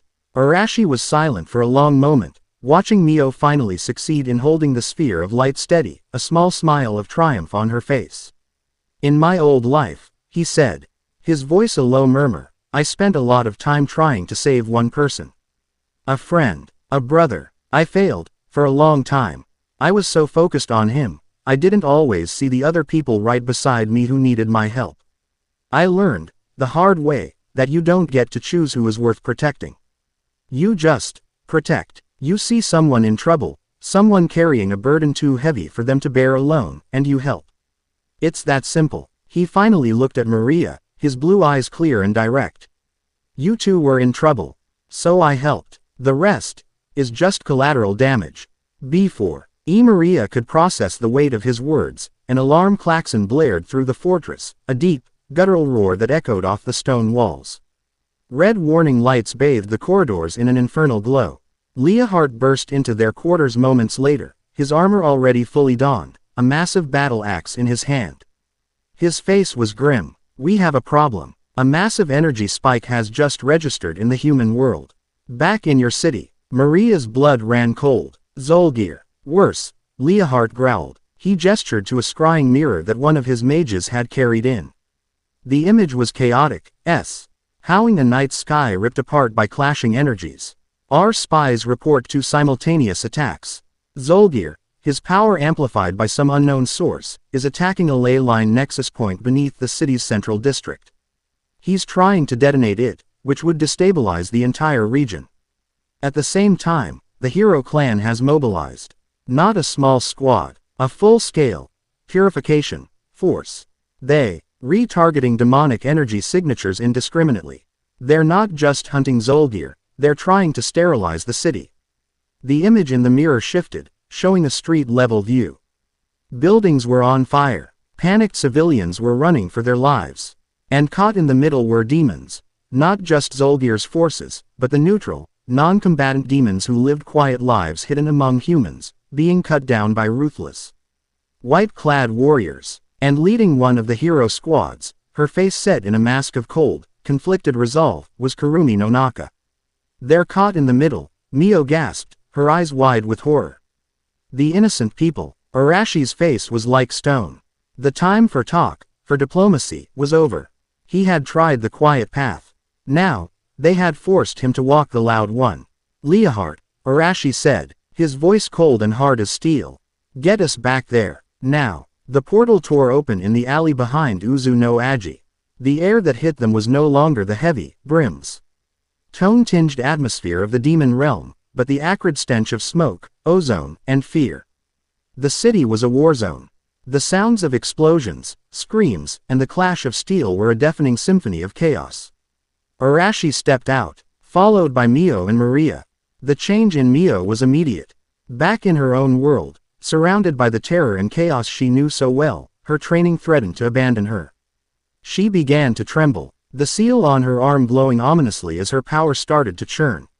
Mio, breathe, Arashi commanded, his voice cutting through her panic. He didn't have time to be gentle. Find your center. We don't have time for fear. His harsh words were a splash of cold water. She looked up at him, then at the burning city around them. He was right. People were dying. Fear was a luxury they couldn't afford. She closed her eyes for a split second, took a shaky breath, and forced the rising tide of her power back down. It was a struggle, like wrestling with a leviathan, but she held on. Suddenly, a figure landed in the alley before them, skidding to a halt. It was Kurumi. She was clad in a new suit of silvery armor, a new, consecrated katana in her hand. But her face was not filled with righteous fury. It was pale, haunted. She had seen the other demons, the families, the children, being cut down by her own comrades. The gray world Arashi had shown her was now playing out in brutal, bloody color right in front of her. She saw Arashi and flinched. Then her eyes landed on Mio. "You have to get out of here," she said, her voice strained. "Elder Tashiro. He's leading the assault. He's been given a new weapon. It's not holy. It's something else. Something cold. He's not just killing demons, he's erasing them." "We're not running," Arashi stated. He looked past her, toward the epicenter of the fighting. He could feel two massive power sources. One was Zolgir, bloated and unstable, pulsing with a volatile, chaotic energy. The other was the hero clan's elder, a cold, sterile presence that felt chillingly familiar. It was the same flavor of energy as the being who was observing him, the same power that was eroding the demon realm. Lyra's herald had armed the heroes. "Okay, new plan," Arashi said, his mind working with battlefield clarity. "We split up. This fight is on two fronts. Zolgir and the Elder." He looked at Maria. "Maria, your priority is civilian evacuation. Use your knowledge to guide people away from the fighting. Get them underground, into the subway tunnels. Go." Maria nodded, her expression grim. "Understood." She gave Mio a quick, worried look, then vanished into the shadows. Arashi then turned to Mio and, to her shock, Kurumi. "You two, you have the second objective. You're not fighting Zolgir or the Elder. You're fighting the grunts. Your job is to protect the non-combatants, human and demon alike. Intercept the hero squads that are just killing indiscriminately. Disable them. Do not kill them. Kurumi, you know their tactics. Mio, you have the power to stop them. Work together." Kurumi stared at him, aghast. "Work with her, a demon." Mio looked equally terrified. "With a hero. She'll kill me." "She won't," Arashi said, his gaze locking with Kurumi's. "Because you finally see it, don't you? The people your clan is murdering. They're not monsters. They're just people. You have a choice, Kurumi. You can follow or durs and be a good soldier in a massacre, or you can follow your conscience and be a true hero." He didn't wait for her answer. "Mio, trust her. For now, your goal is to protect, not to destroy. Show them you're not the monster they think you are." His words hung in the air between the two sworn enemies. He turned away from them, his focus already on the larger threats. "I'm going after Zolgir and the Elder. Don't get in my way." Without another word, he blurred. Not vanished, but moved with such incredible speed that he was just a golden streak, heading straight for the heart of the chaos. Left alone in the alley, Mio and Kurumi stared at each other. The air crackled with tension. Around them, the city burned. "He's insane," Kurumi breathed. "He's right," Mio replied, her voice trembling but firm. She took a step forward, her hands glowing with a controlled, crimson energy. "People are dying. Are you going to help me stop it, or are you going to stand there and watch?" Kurumi looked at her katana, the symbol of her clan, of her entire life. Then she looked at the fear and resolve in the demon lord's daughter's eyes. With a curse, she turned and sprinted out of the alley. "Stay close," she called back over her shoulder. "And try not to get yourself killed." Mio, stunned for a second, quickly ran to catch up. An unlikely, impossible alliance was born in the heart of the fire. Arashi moved through the city like a ghost. To any observer, he was just a flicker of movement in their peripheral vision, a gust of wind that smelled of ozone. He saw Maria from a rooftop, a shadowy puppet master directing streams of panicked civilians toward the safety of a subway in trance, her succubus abilities of subtle suggestion used not for seduction, but for crowd control. He saw Mio and Kurumi engage a hero squad. It was clumsy, chaotic. Kurumi, using non-lethal strikes, would disable her former comrades while Mio threw up shields of crimson force to protect a family of terrified imp-like demons cowering in a storefront. They were fighting, arguing, but they were working together. He smiled faintly. They would be fine. He arrived at the central plaza. It was a cratered ruin. In the center, standing on a cracked fountain, was Zolgir. He was hideously transformed. His body was bloated, covered in pulsating veins of raw, unstable magic. His eyes were burning with a manic light. This wasn't his power. He was a vessel, and he was about to burst. On the other side of the plaza, standing on a pile of rubble, was Elder Tashiro. The old man was holding a spear made of cold, white light. And his eyes glowed with the same sterile energy. He wasn't just wielding the weapon, it was corrupting him, rewriting his holy power with its cold, unforgiving logic.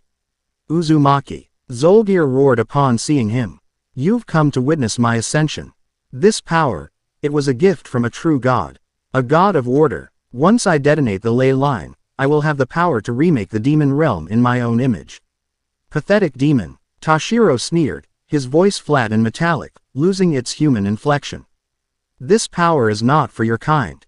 It is for cleansing, for purification. All flawed data, demonic and human alike, will be purged. This world will be reset to its default parameters. They both saw Arashi as their primary obstacle. They saw each other as secondary. A fatal mistake. Arashi didn't say a word. He slowly cracked his neck, then his knuckles. He closed his eyes and took a deep breath. The raw, natural energy of the world, the life force in the trees, the earth, the very air, began to flow into him. Faint, sage-like markings, the color of sunset orange, appeared around his eyes. He wasn't just drawing on his own vast reserves anymore. He was drawing on the planet itself. When he opened his eyes, his pupils were horizontal, like a toad's. He had entered his sage mode. The world snapped into focus with a clarity that was almost painful. He could feel every flow of energy, every stressed molecule, every panicked heartbeat for miles around. You both talk too much, he said, his voice now layered with a powerful, resonant echo. He vanished. He appeared in front of Zolgir, his fist cocked back. Zolgir, despite his amplified power, could barely track the movement. He threw up a hasty shield of chaotic energy. Arashi's fist, glowing with the golden light of his own life force mixed with natural energy, punched through the shield as if it were paper. The punch didn't connect with Zolgir's chest. It stopped an inch short. Boom. A shockwave of pure, concussive force, visible as a ripple in the air, erupted from his fist. It wasn't a physical blow, it was a hammer of natural energy. Zolgir was blasted backward, his bloated body skidding across the plaza, his manic power flickering. Arashi had used the sage art, Frog Kata, the art of fighting with an aura of natural energy. Before Zolgir could even recover, Arashi was already moving on his second target. He appeared in front of Elder Toshiro. The elder reacted faster, his corrupted mind running on cold logic. He thrust the spear of white light. Arashi didn't dodge, he swatted the spear tip aside with the back of his hand. The sterile energy skittering harmlessly off his own nature-infused aura. He grabbed the shaft of the spear, and the elder's eyes widened in shock as Arashi's energy didn't just resist the spear's power, it actively corroded it. The spear of orderly light began to flicker and decay in his grip, its geometric perfection dissolving against the chaotic, vibrant energy of life. An interesting toy, Arashi mused, looking at the weapon, but it's just a cheap copy of a much older power. He ripped the spear from Toshiro's hands and snapped it over his knee. The weapon shattered into a million motes of fading light, its power broken. Toshiro stared at his empty hands, his borrowed power gone, his mind struggling to comprehend the failure. Arashi turned, his gaze sweeping between the two of them. All right, playtime's over. He brought his hands together in a familiar seal.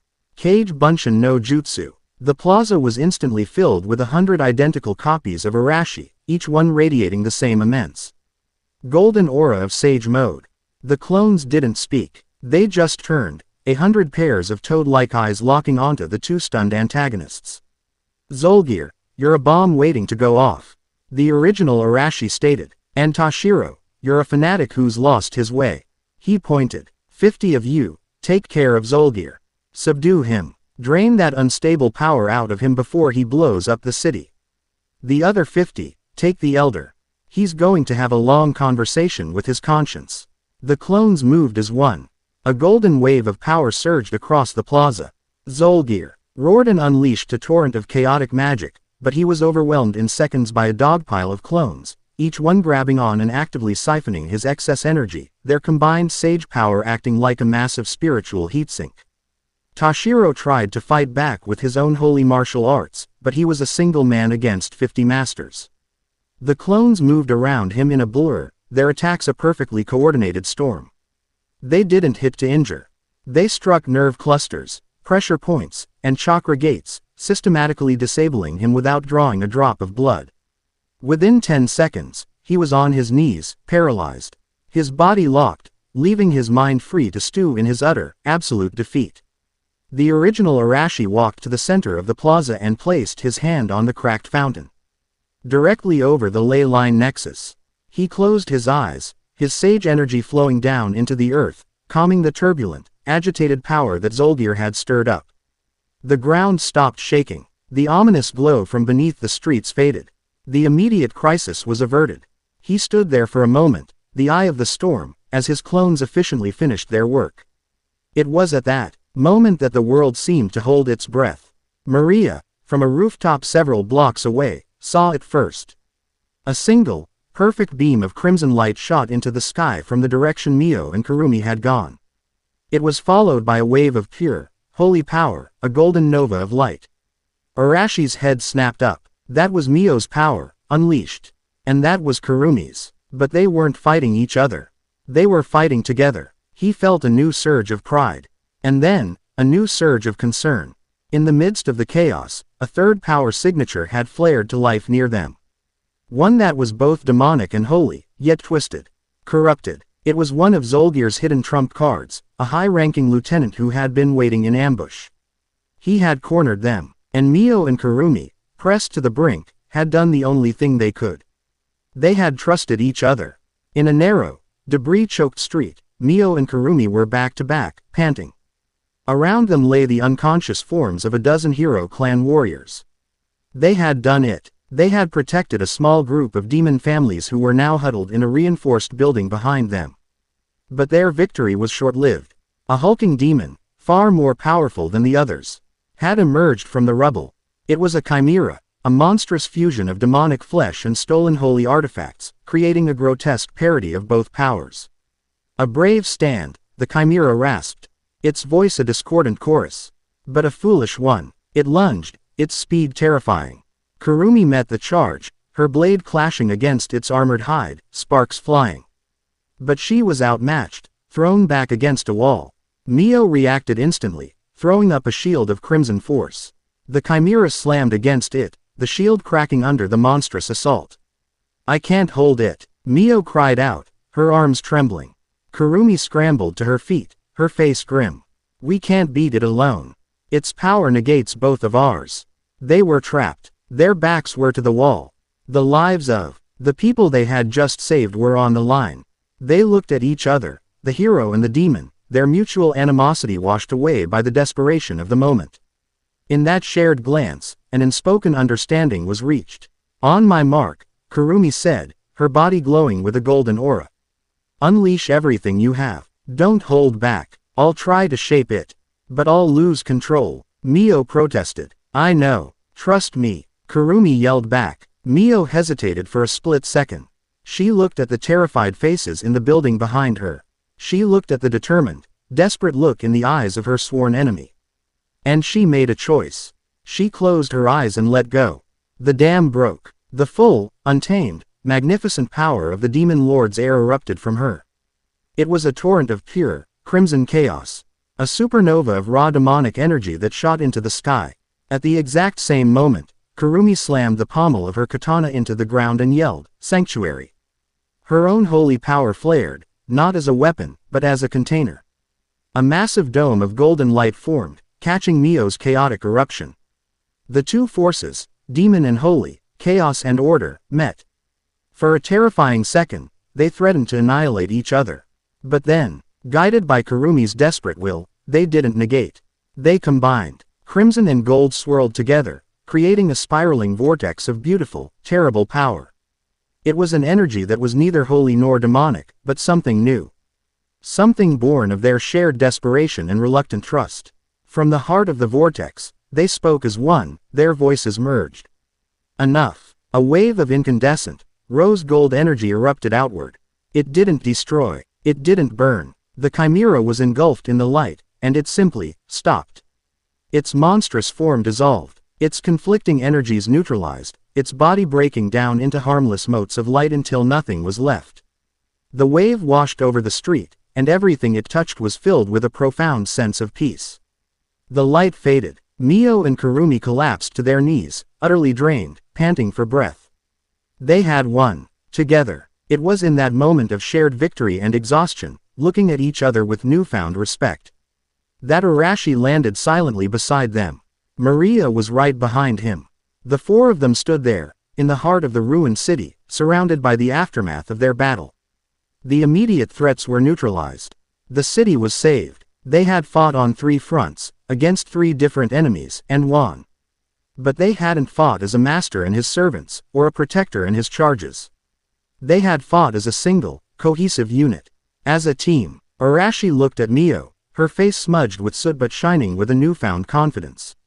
He looked at Kurumi, her rigid ideology shattered but replaced with a hard-won clarity. He looked at Maria, her usual calculating mask replaced with genuine relief and pride.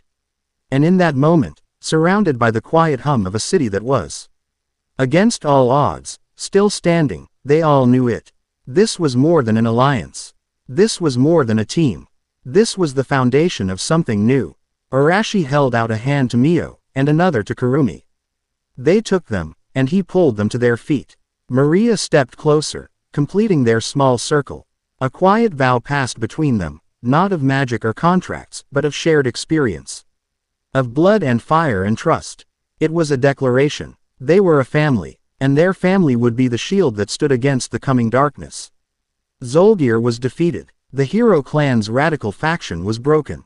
But as Arashi looked up at the sky, he could feel the cold, sterile gaze of the true enemy watching him.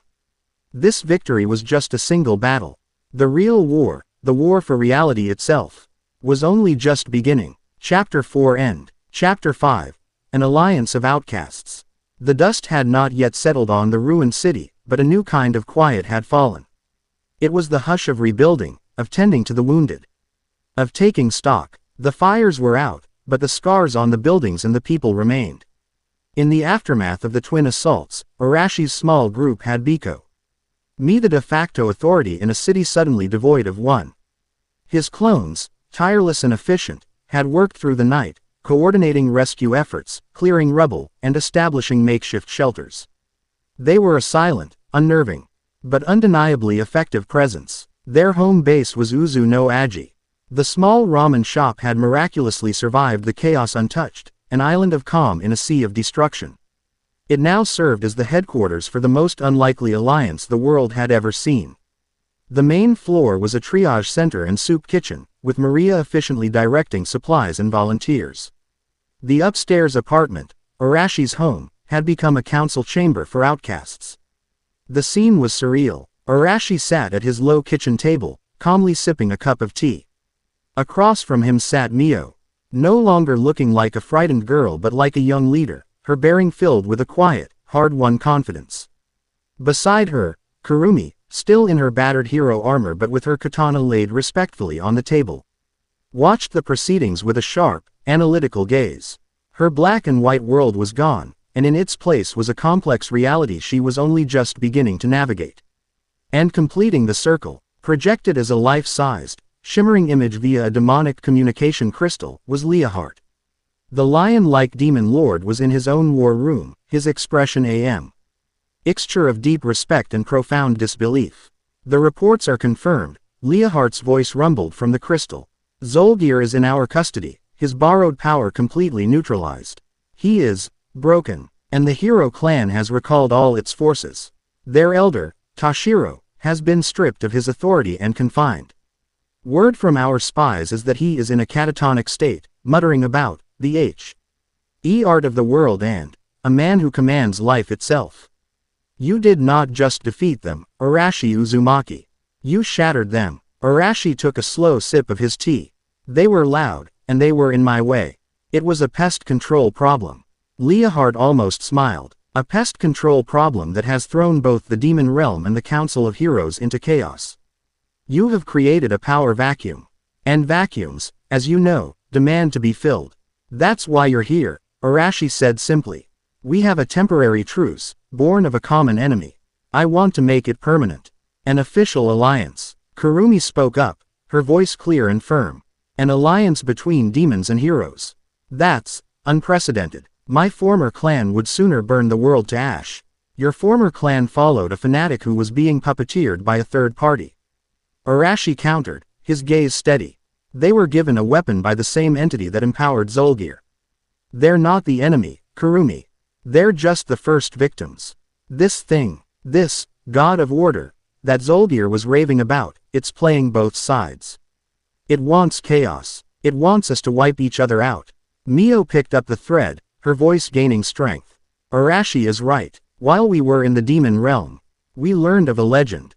Of progenitors. Beings who created this world and who would decommission it if it became too flawed. This feels like the first step. They're not attacking us directly. They're pushing us into a final, self-destructive war. Leohart's hologram flickered as he stroked his maned chin. A war we would give them. My council is already in an uproar. The hardliners see your victory as a sign. They clamor to press the advantage, to march on the human world now that the heroes are in disarray. And what do you think, Leohart? Arashi asked, cutting through the politics. The demon lord's amber eyes met Arashi's. I think that would be the height of folly. I think that would be giving this progenitor exactly what it wants. I think our only chance of survival is to do the unexpected. To stand together. He looked at Kurumi. But she is right. My people will not trust a hero.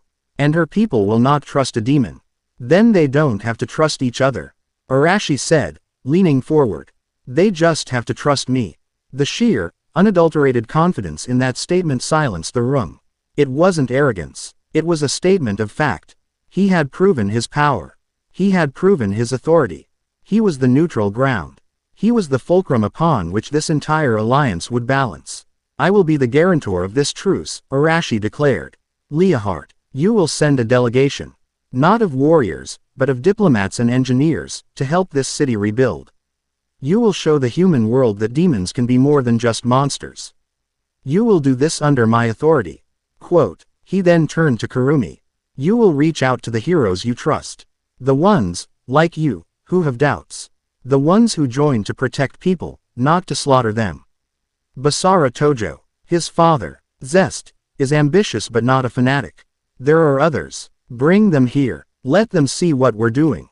Let them see Mio, not as a demon to be slain, but as a leader trying to build peace. You will also do this under my authority. He looked at them all. We will build a third faction. An alliance of outcasts, bound by a common goal, survival. We will become the only faction that is actively fighting the real enemy. And when the time comes, we will be the only ones ready. It was a bold, impossible plan. It defied centuries of hatred, of bloodshed, of deeply ingrained dogma. But looking at the calm, determined man at the center of it all, none of them doubted it was possible. It will be done, Leohart said with a decisive nod. Kurumi looked at Mio, at the trust she was being asked to place in her former enemies. She remembered the feeling of their powers combining, the sense of rightness in that moment of shared purpose. I have a few people I can call, she admitted. A reluctant hope dawning in her eyes. The meeting was over. Leohart's image faded. Kurumi stood up, bowed respectfully to Arashi, and left to make her difficult calls. Mio led a long breath she didn't realize she'd been holding. Arashi, can we really do this? She asked, her voice small again, the weight of it all settling on her. We are already doing it, he replied.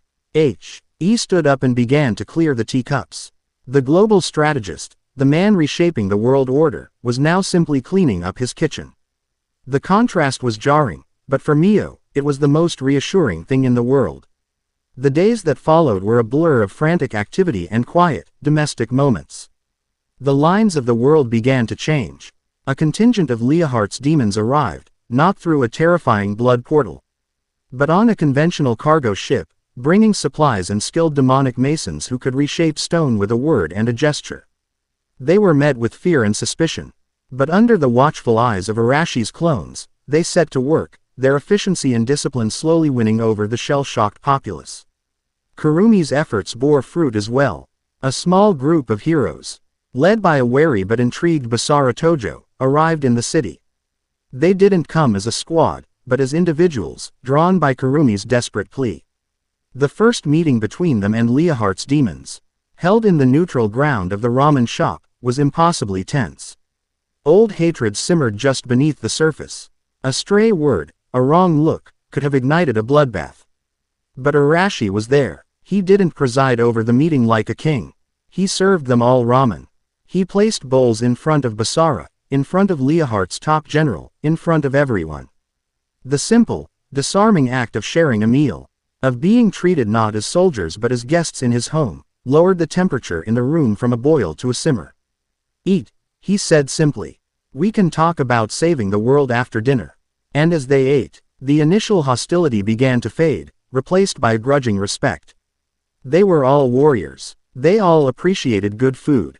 It was a small, humanizing moment, but it was the crack in the dam of their hatred.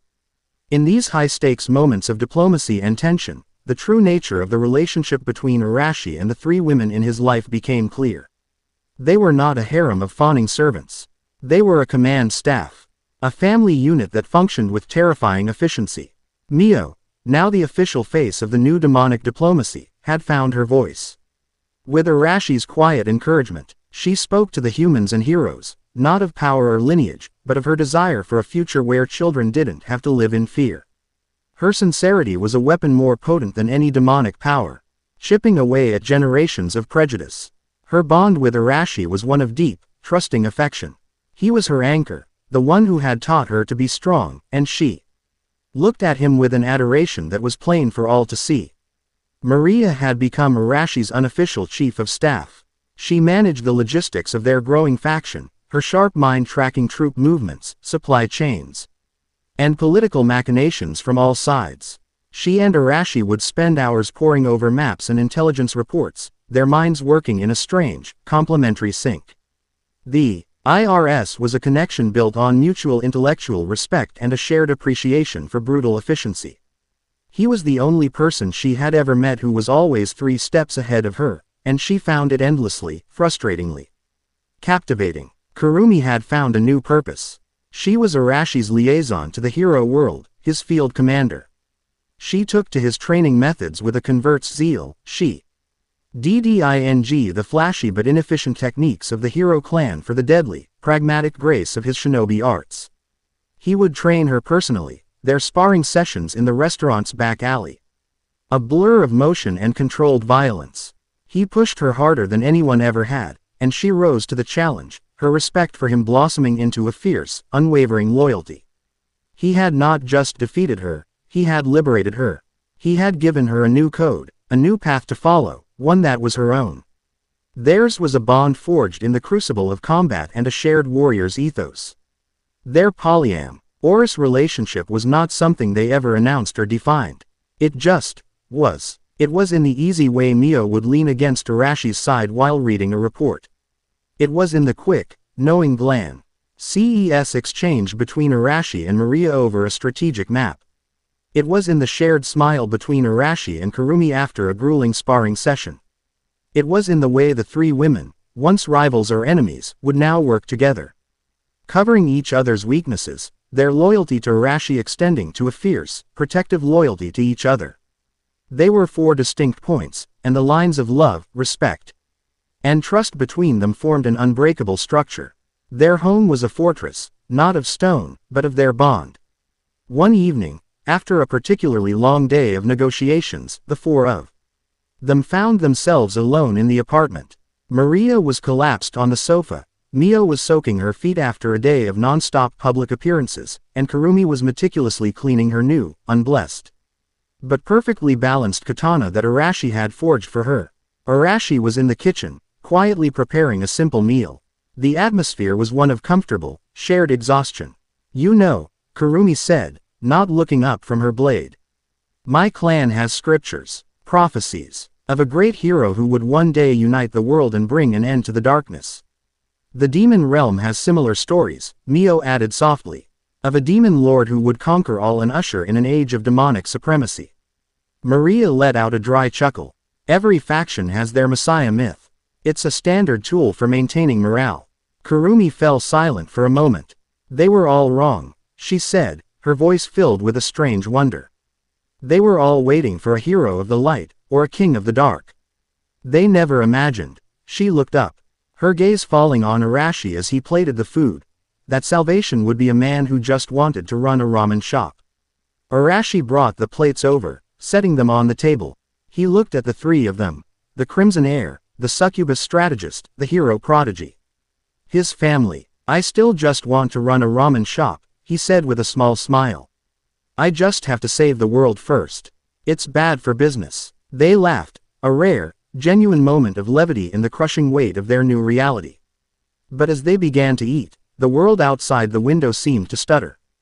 The lights in the room flickered. The glass of water on the table vibrated, concentric ripples disturbing its surface.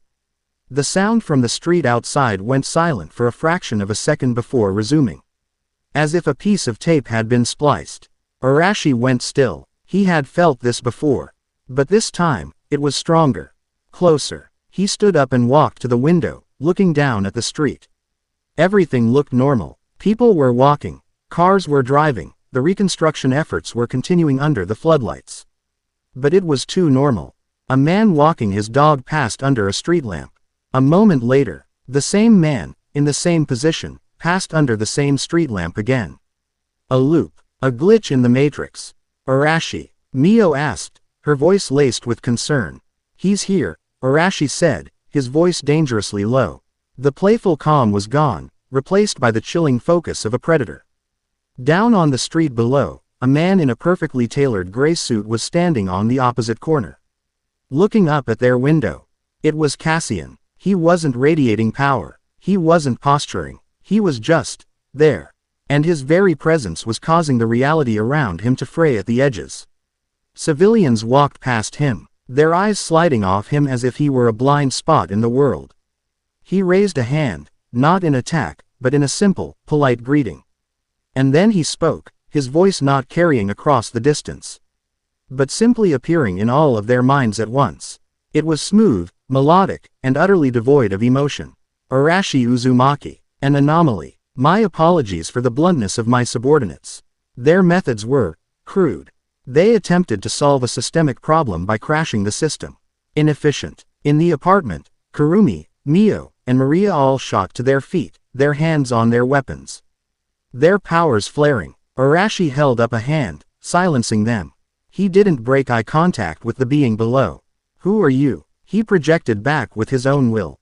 I am Cassian. I am a field agent for the progenitors. My purpose is diagnostics and, when necessary, system decommissioning. The mental voice was calm, like a customer service representative explaining a corporate policy. This world, Simulation 734, has been flagged for termination. It has developed numerous cascading failures, irreconcilable ideological loops, corrupted power sources, and a general deviation from its baseline parameters. It is, to put it simply, a failed state. Cassian smiled his precise, empty smile. However, your presence is an unforeseen variable. Your soul is not native to this simulation's code. It is older, from a different build entirely. A fascinating anomaly. According to protocol, all non-native data must be archived before a system wipe. He gestured to the city around them. I am here to make you an offer. Stand down. Allow the decommissioning to proceed. In return, I will ensure your consciousness is extracted and stored in the primary archive. You will be spared. The offer was delivered with the passionless sincerity of a computer program. Surrender the entire world, everyone in it, everything they had fought for, and he would be saved. Arashi looked back at Mio, at Maria, at Kurumi, at his family, his home. He turned back to the window, his expression hardening into one of absolute resolve. Go back to your progenitors. Arashi's thought boomed back, no longer a question, but a command that shook the very air. Tell them Simulation 734 is under new management. He met Cassian's gaze, a silent declaration of war passing between the man from another world and the being from outside of it. And tell them, Arashi added, a dangerous, feral grin spreading across his face, the grin of a man who loved a good, impossible fight, that I don't like being reset. Cassian's smile didn't falter. He simply nodded, as if noting a preference. Offer declined. Logged. Commencing primary erasure protocol at the designated time. It has been a pleasure interacting with you, Anomaly. And with that, he turned and walked away, vanishing into the fabric of the crowd, the glitches in reality smoothing out behind him as he left. The war was no longer a shadow. It had a face, and it had just given them a deadline. Chapter 5 End. Chapter 6. The God of the Void. The deadline was not a date, but a feeling. The world began to fray. It started subtly. A coffee cup would be set on a table, only to phase through it and shatter on the floor. A conversation would loop, the same two sentences repeating 3 or 4 times before jarringly skipping ahead. At first, these were dismissed as stress-induced hallucinations by a populace already on edge. But the incidents grew more frequent, more blatant. Entire city blocks would flicker, the buildings turning transparent for a horrifying second, revealing a gray, featureless void behind them. Cassian wasn't waging a war, he was uninstalling a program. And the world's inhabitants were the data being corrupted prior to deletion. The Alliance of Outcasts, now headquartered in a fortified section of the healing city, worked with a feverish intensity. Leahart had moved his entire command staff to the human realm, his demons working alongside Basara Tojo's faction of heroes. The sight of them collaborating to reinforce a failing bridge or distribute supplies was a symbol of their desperate new reality. But THEY were patching holes in a sinking ship. They were treating the symptoms, not the disease. The real war was being fought in the heart of their command center, Arashi's apartment. The room was now dominated by a massive, 3-dimensional map of the city, projected by a combination of Maria's demonic magic and the hero's holy tech. It was covered in pulsing red zones, areas where reality was becoming critically unstable. The erasure is not random, Maria said, her fingers dancing through the air as she manipulated the map. It's following a pattern. The ley lines. Cassian is anchoring his protocol at the major nexus points, using the world's own energy grid to propagate the deletion. Her face was pale, her usual composure strained. He's not just erasing the world. He's forcing it to erase itself. The distortions are getting worse, Kurumi reported, her voice tight. She had just returned from a patrol. We lost a whole patrol of heroes and demons near the waterfront nexus. They didn't die. They just vanished. One moment they were there, the next, their comms went dead and the scryers couldn't find them. It's like they were edited out of existence. Mio stood by the window, her hand pressed against the glass.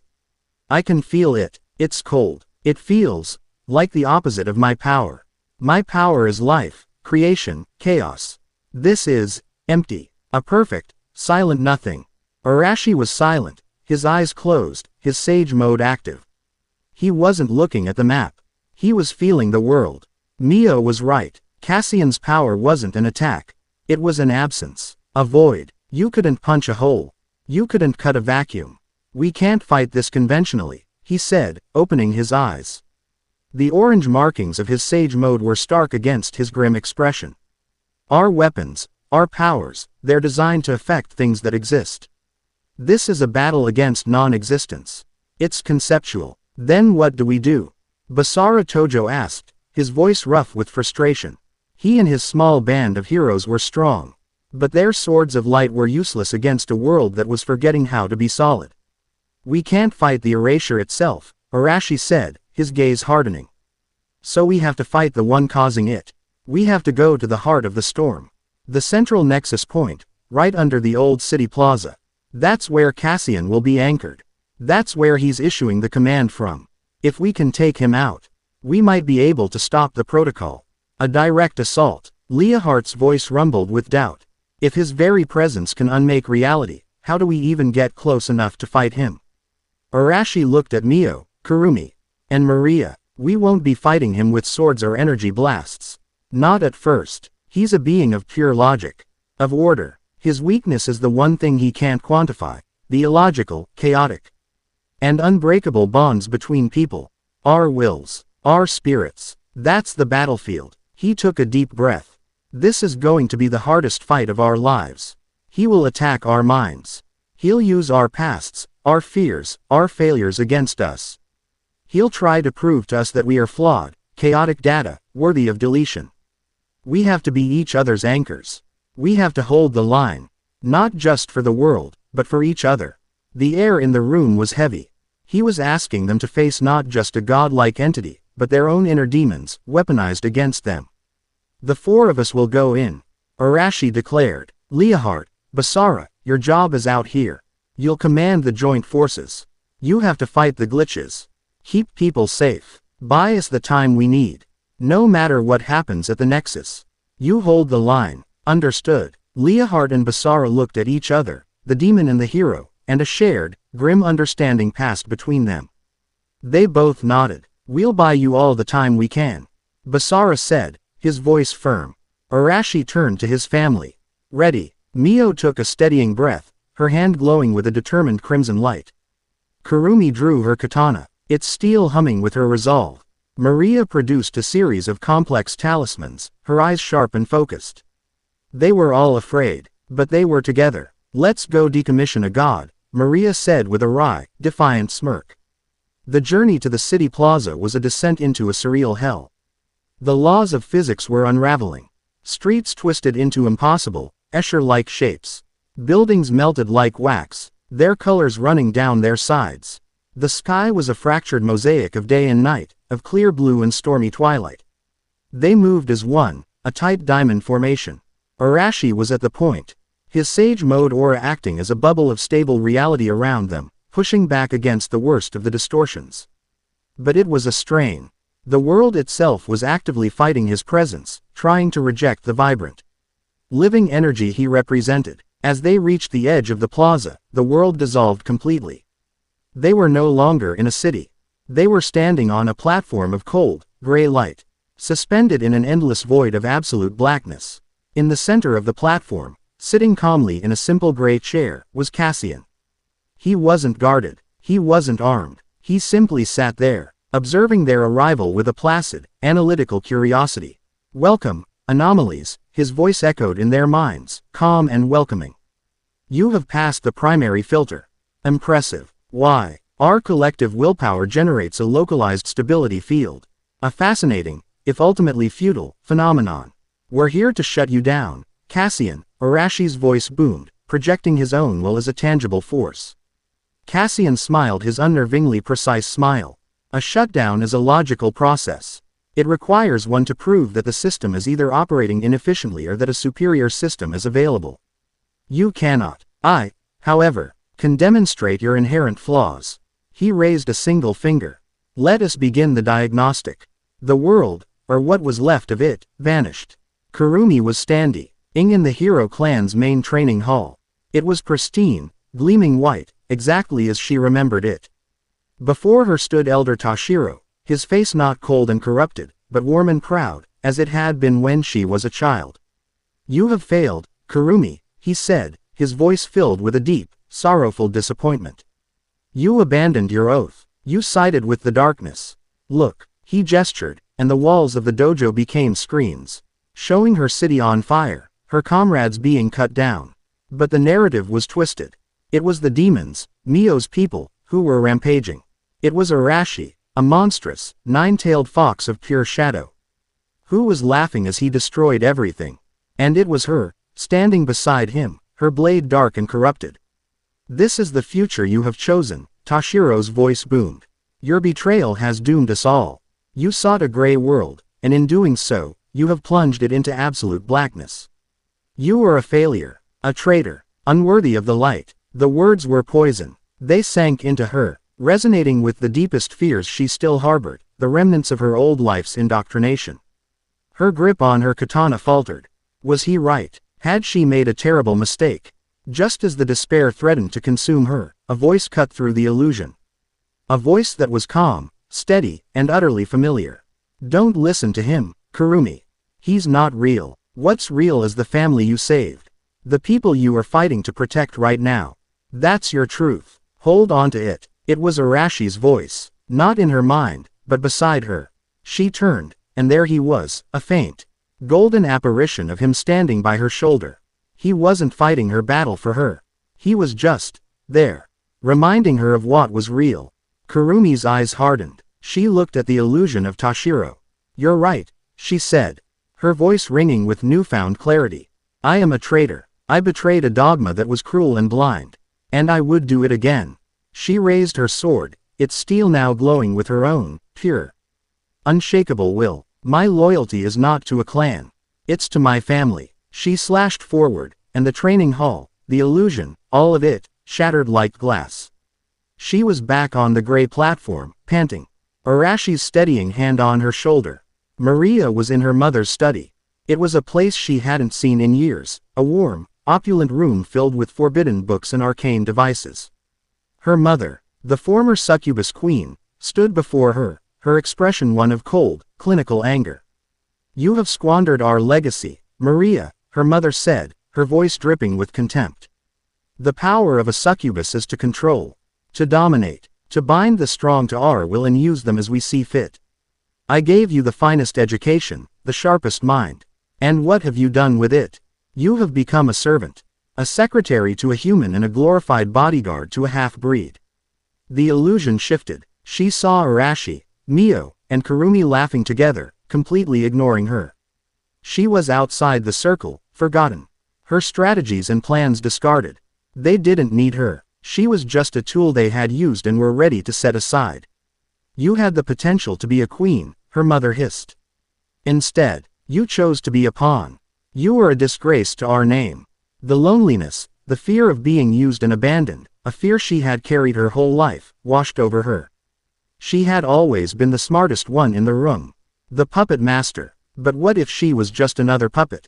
Then, a different voice. Not Arashi's this time, but Mio's. Soft, yet firm. "That's not true, Maria. You're not our pawn. You're our shield. You're the one who keeps us safe. The one who sees the threats we miss. We'd be lost without you." Maria looked up, and a spectral Mio stood there, her expression filled with gratitude. Then, another voice, sharp and clear. "Kurumi's. She's right. You're the brains of this whole crazy operation. Don't let this ghost tell you otherwise." Maria's analytical mind, her greatest weapon, turned on the illusion. This wasn't her mother. It was a construct, using her own deepest insecurities against her. She straightened her back, her expression turning from fear to cold fury. "My mother taught me to recognize a flawed argument," Maria said to the illusion, her voice icy. "And yours is full of holes. I am not a pawn. I am the queen's advisor. The warrior's strategist. The protector's right hand. I have never been more powerful, or more valued, in my entire life." She snapped her fingers, and a complex sealing formula of her own design flared to life. The study, her mother, the entire illusion, imploded into a vortex of purple light and vanished. She was back on the platform, Mio and Kurumi flanking her, their hands on her back. Mio was a child again, in the throne room of her father's castle. Her father, Wilbert, sat on his throne, but he was a corpse, skeletal and decaying, his crown askew. "You are a curse," the corpse rasped, its voice the sound of grinding bone. "Your power, it brings nothing but death. I died for you. Your mother died for you. Those foolish humans who gave you shelter, they died for you. Everyone who comes near you is destroyed by the weight of your cursed blood." The scene showed her the bodies of her adoptive parents. It showed her the smoldering ruins of the city. It showed her Arashi, Maria, and Kurumi, all dead at her feet. Their bodies burned to a crisp by an eruption of her own crimson power. "You cannot control it," her father's corpse hissed. "You are a walking apocalypse. The only way to protect them, the only act of love you can offer, is to cease to exist." The despair was absolute. The guilt was a physical entity, trying to crush her heart. It was all her fault. It would always be her fault. Maybe Cassian was right. Maybe she should just let herself be erased. No. The voice was like a thunderclap. It was Arashi. But it was also Maria. And Kurumi. It was all three of them, their wills combined into a single, unbreakable shield around her spirit. A golden-hued Arashi knelt before her. "Your power isn't a curse, Mio. It's a part of you. And it's beautiful. I've seen it." A spectral Maria stood beside him. "Your power saved us. It protected those families. It is a force for good, because you are good." A shimmering Kurumi put a hand on her shoulder. "We trust you with that power, Mio. We trust you." The love, the absolute, unconditional trust from the three people who mattered most, washed over her. It was a tide of warmth and light that drove back the cold of the illusion. Mio looked at the corpse of her father. Tears streaming down her face, but they were not tears of despair. They were tears of defiance. My father died to protect me, she said, her voice shaking but strong. He would not want me to give up. My power is not a curse. It is my legacy, and I will use it to protect my new family. She held up her hand, and a brilliant, crimson light, pure and controlled, shone from her palm. The throne room, the corpse, the dead bodies, they all dissolved under its gentle, life-affirming radiance. Arashi stood alone on a battlefield littered with the bodies of his friends from his old world. Kakashi, Sakura, Hinata, Sasuke, all dead, and standing over them was a being of pure light, a woman with serene, symmetrical features and eyes that held the cold, distant light of a billion stars. Lyra, the progenitor. This is the result of your chaos, Arashi Uzumaki, she said, her voice the sound of cosmic law. Every world you touch, you break. You fight, you struggle, you form bonds, and in the end, it all leads to ruin. You are a catalyst for entropy. This illusion was different. It felt real. This was not Cassian dredging up his past. This was a direct communication. You fight for them, Lyra continued, gesturing to the spectral forms of Mio, Maria, and Kurumi, who were now standing on the gray platform behind him, watching this unfold. But you will only lead them to the same end. Your very nature, the will to defy, to change, to struggle, it is a flaw in the system. Order is peace, stasis is stability. Your love and friendship are just chaotic variables that lead, inevitably, to this. He was being offered a final choice. Accept his nature as a destructive force and give up, or watch this new world, this new family, die just like his old one. Arashi looked at the bodies of his old friends, and he felt the familiar pang of grief, of loss. But it was a scar now, not an open wound. He had made his peace with that life. He turned his back on the illusion, on Lyra, and faced Cassian, who was still sitting calmly in his chair, a faint look of what might have been surprise on his face. You're wrong, Arashi said, his voice quiet but echoing with absolute conviction. He looked at Mio, Maria, and Kurumi, who had all overcome their own trials. He saw the strength in them, the trust, the love. Love isn't a variable, it's the entire point. The struggle, the pain, the chaos, it's all part of it. It's what makes us alive. A world of perfect, sterile order isn't a world. It's a tomb. He held out his hand. Mio took it, her crimson energy flowing into him. Kurumi placed her hand on his shoulder, her warrior's will, pure and sharp, merging with his. Maria stood beside him, her strategic mind and fierce loyalty adding a final, crucial layer to their combined power. Their individual auras combined, Arashi's golden sage energy, Mio's crimson life force, Kurumi's silver spiritual will, and Maria's purple intellectual might. They swirled together, not into a chaotic mess, but into a single, unified field of incandescent, white gold light. It was the color of a newborn star. It was the physical manifestation of their bond, a power born not of one, but of four acting as one. You wanted to see a superior system, Cassian? Arashi asked, as their combined power grew, pushing back the void, the gray platform cracking and groaning under the strain. This is it. This is our answer. For the first time, Cassian's calm broke. He stood up from his chair, a flicker of genuine alarm in his eyes as he looked at the unified, radiant power they were emitting. This is not a logical outcome, he stated, his mental voice losing its smoothness. The sum should not be greater than its parts. This is an error. It's not an error, Arashi said, as he and his wives took a step forward, their combined light now so bright it began to burn away the edges of the void itself. It's a family. He raised his hand, and in it formed a Rasengan. But it wasn't just his power. It was a swirling sphere containing all four of their energies, a miniature galaxy of gold, crimson, silver, and purple, screaming with a power that defied logic and threatened to unwrite the unwriter. And were about to cause a system crash. Chapter 6 End. Chapter 7. The Uzumaki Testament. The Rasengan born of their union was not a weapon. It was a statement, a swirling, miniature galaxy of gold, crimson, silver, and purple. It pulsed with a living, chaotic, and utterly defiant energy. It was the antithesis of everything Cassian represented. The raw, untamed life force of Arashi's sage mode. The creative, boundless wellspring of Mio's demonic heritage, the unshakable, disciplined will of Kurumi's spirit, and the sharp, intricate web of Maria's strategic mind, all woven together. It did not just radiate power, it radiated life. Cassian, for the first time, took a step back. The gray platform beneath his feet was cracking and dissolving, unable to stand the sheer life energy pouring from the four anomalies. The perfect, silent void around them was being filled with color and sound, the echoes of their shared will painting a new reality over the old. Illogical. Cassian's voice echoed in their minds, now tinged with something akin to static, to confusion. Your combined output exceeds the theoretical limits of your individual forms.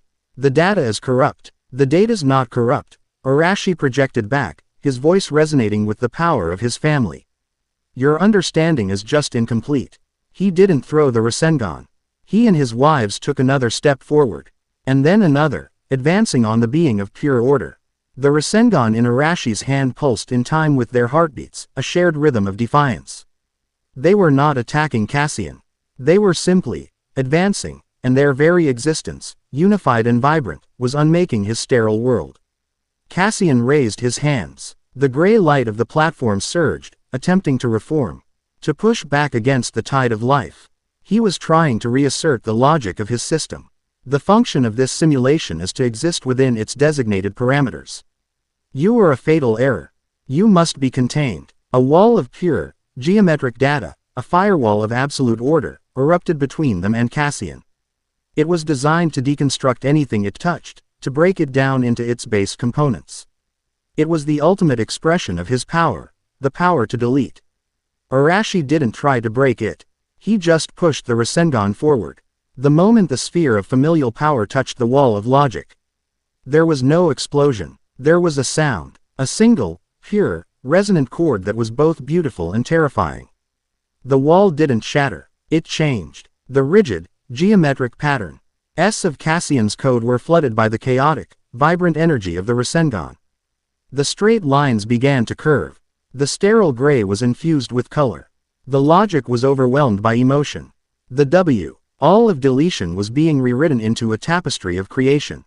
Cassian stared, his placid features finally breaking into an expression of genuine shock. You are not destroying the code. You are infecting it with life. That's the point. Mio's voice joined the chorus, strong and clear. To live is to be illogical, Kurumi added, her will a sharp edge in their combined voice. And family is the most powerful illogical variable of all, Maria finished, her strategic mind seeing the final, winning move. They pushed forward, and the rewriting waves surged through the crumbling firewall, striking Cassian himself. The being of pure order cried out, a sound of screeching static and breaking crystal. His form began to flicker violently. He was not being destroyed, but forcibly integrated the very chaos he sought to eliminate. He was experiencing emotion. He was experiencing life. And it was tearing his fundamental programming apart. Error, cascading failure, paradox, he stammered, his form convulsing. The progenitor, Lyra, she cannot be rewritten. With a final, agonized scream of static, Cassian's form shattered. Not into motes of light, but into a billion fragments of corrupted data. Each one a swirling vortex of color and gray. The fragments hung in the air for a moment, then were simply gone. The gray platform dissolved completely.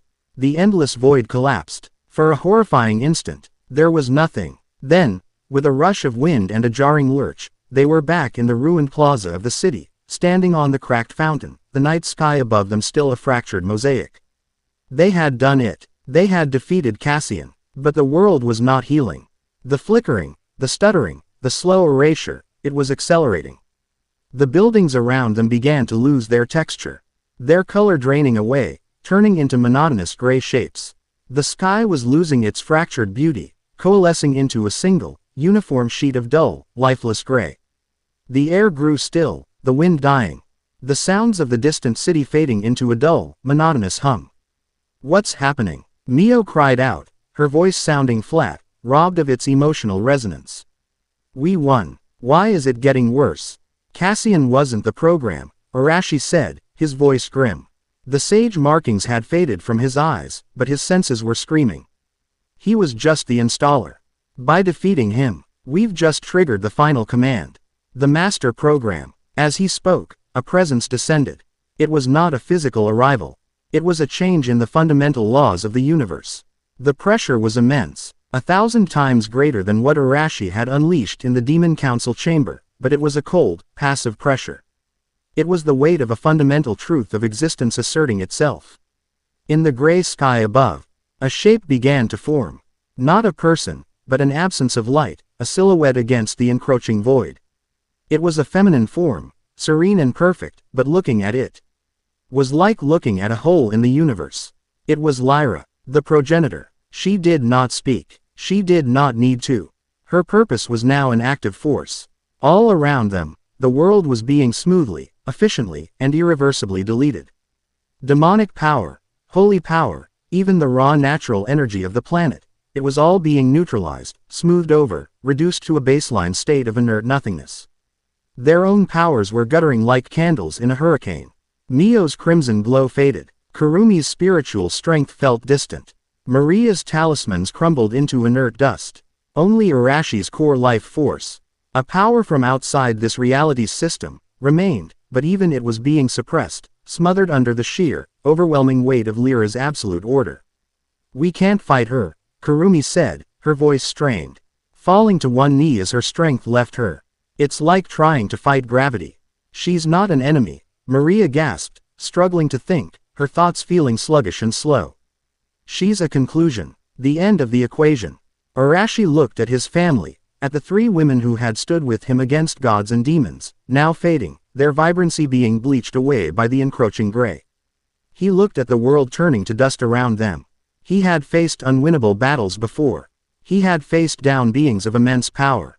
But this was different. Lyra was not a being of power. She was a being of principle. The principle of finality. You can't destroy a principle with force. But maybe, you could give it a new one. A desperate, insane, and beautifully Naruto-like idea sparked in his mind. It was the ultimate gamble. Not a battle of power, but a battle of philosophy, of will. He couldn't destroy Lyra's order.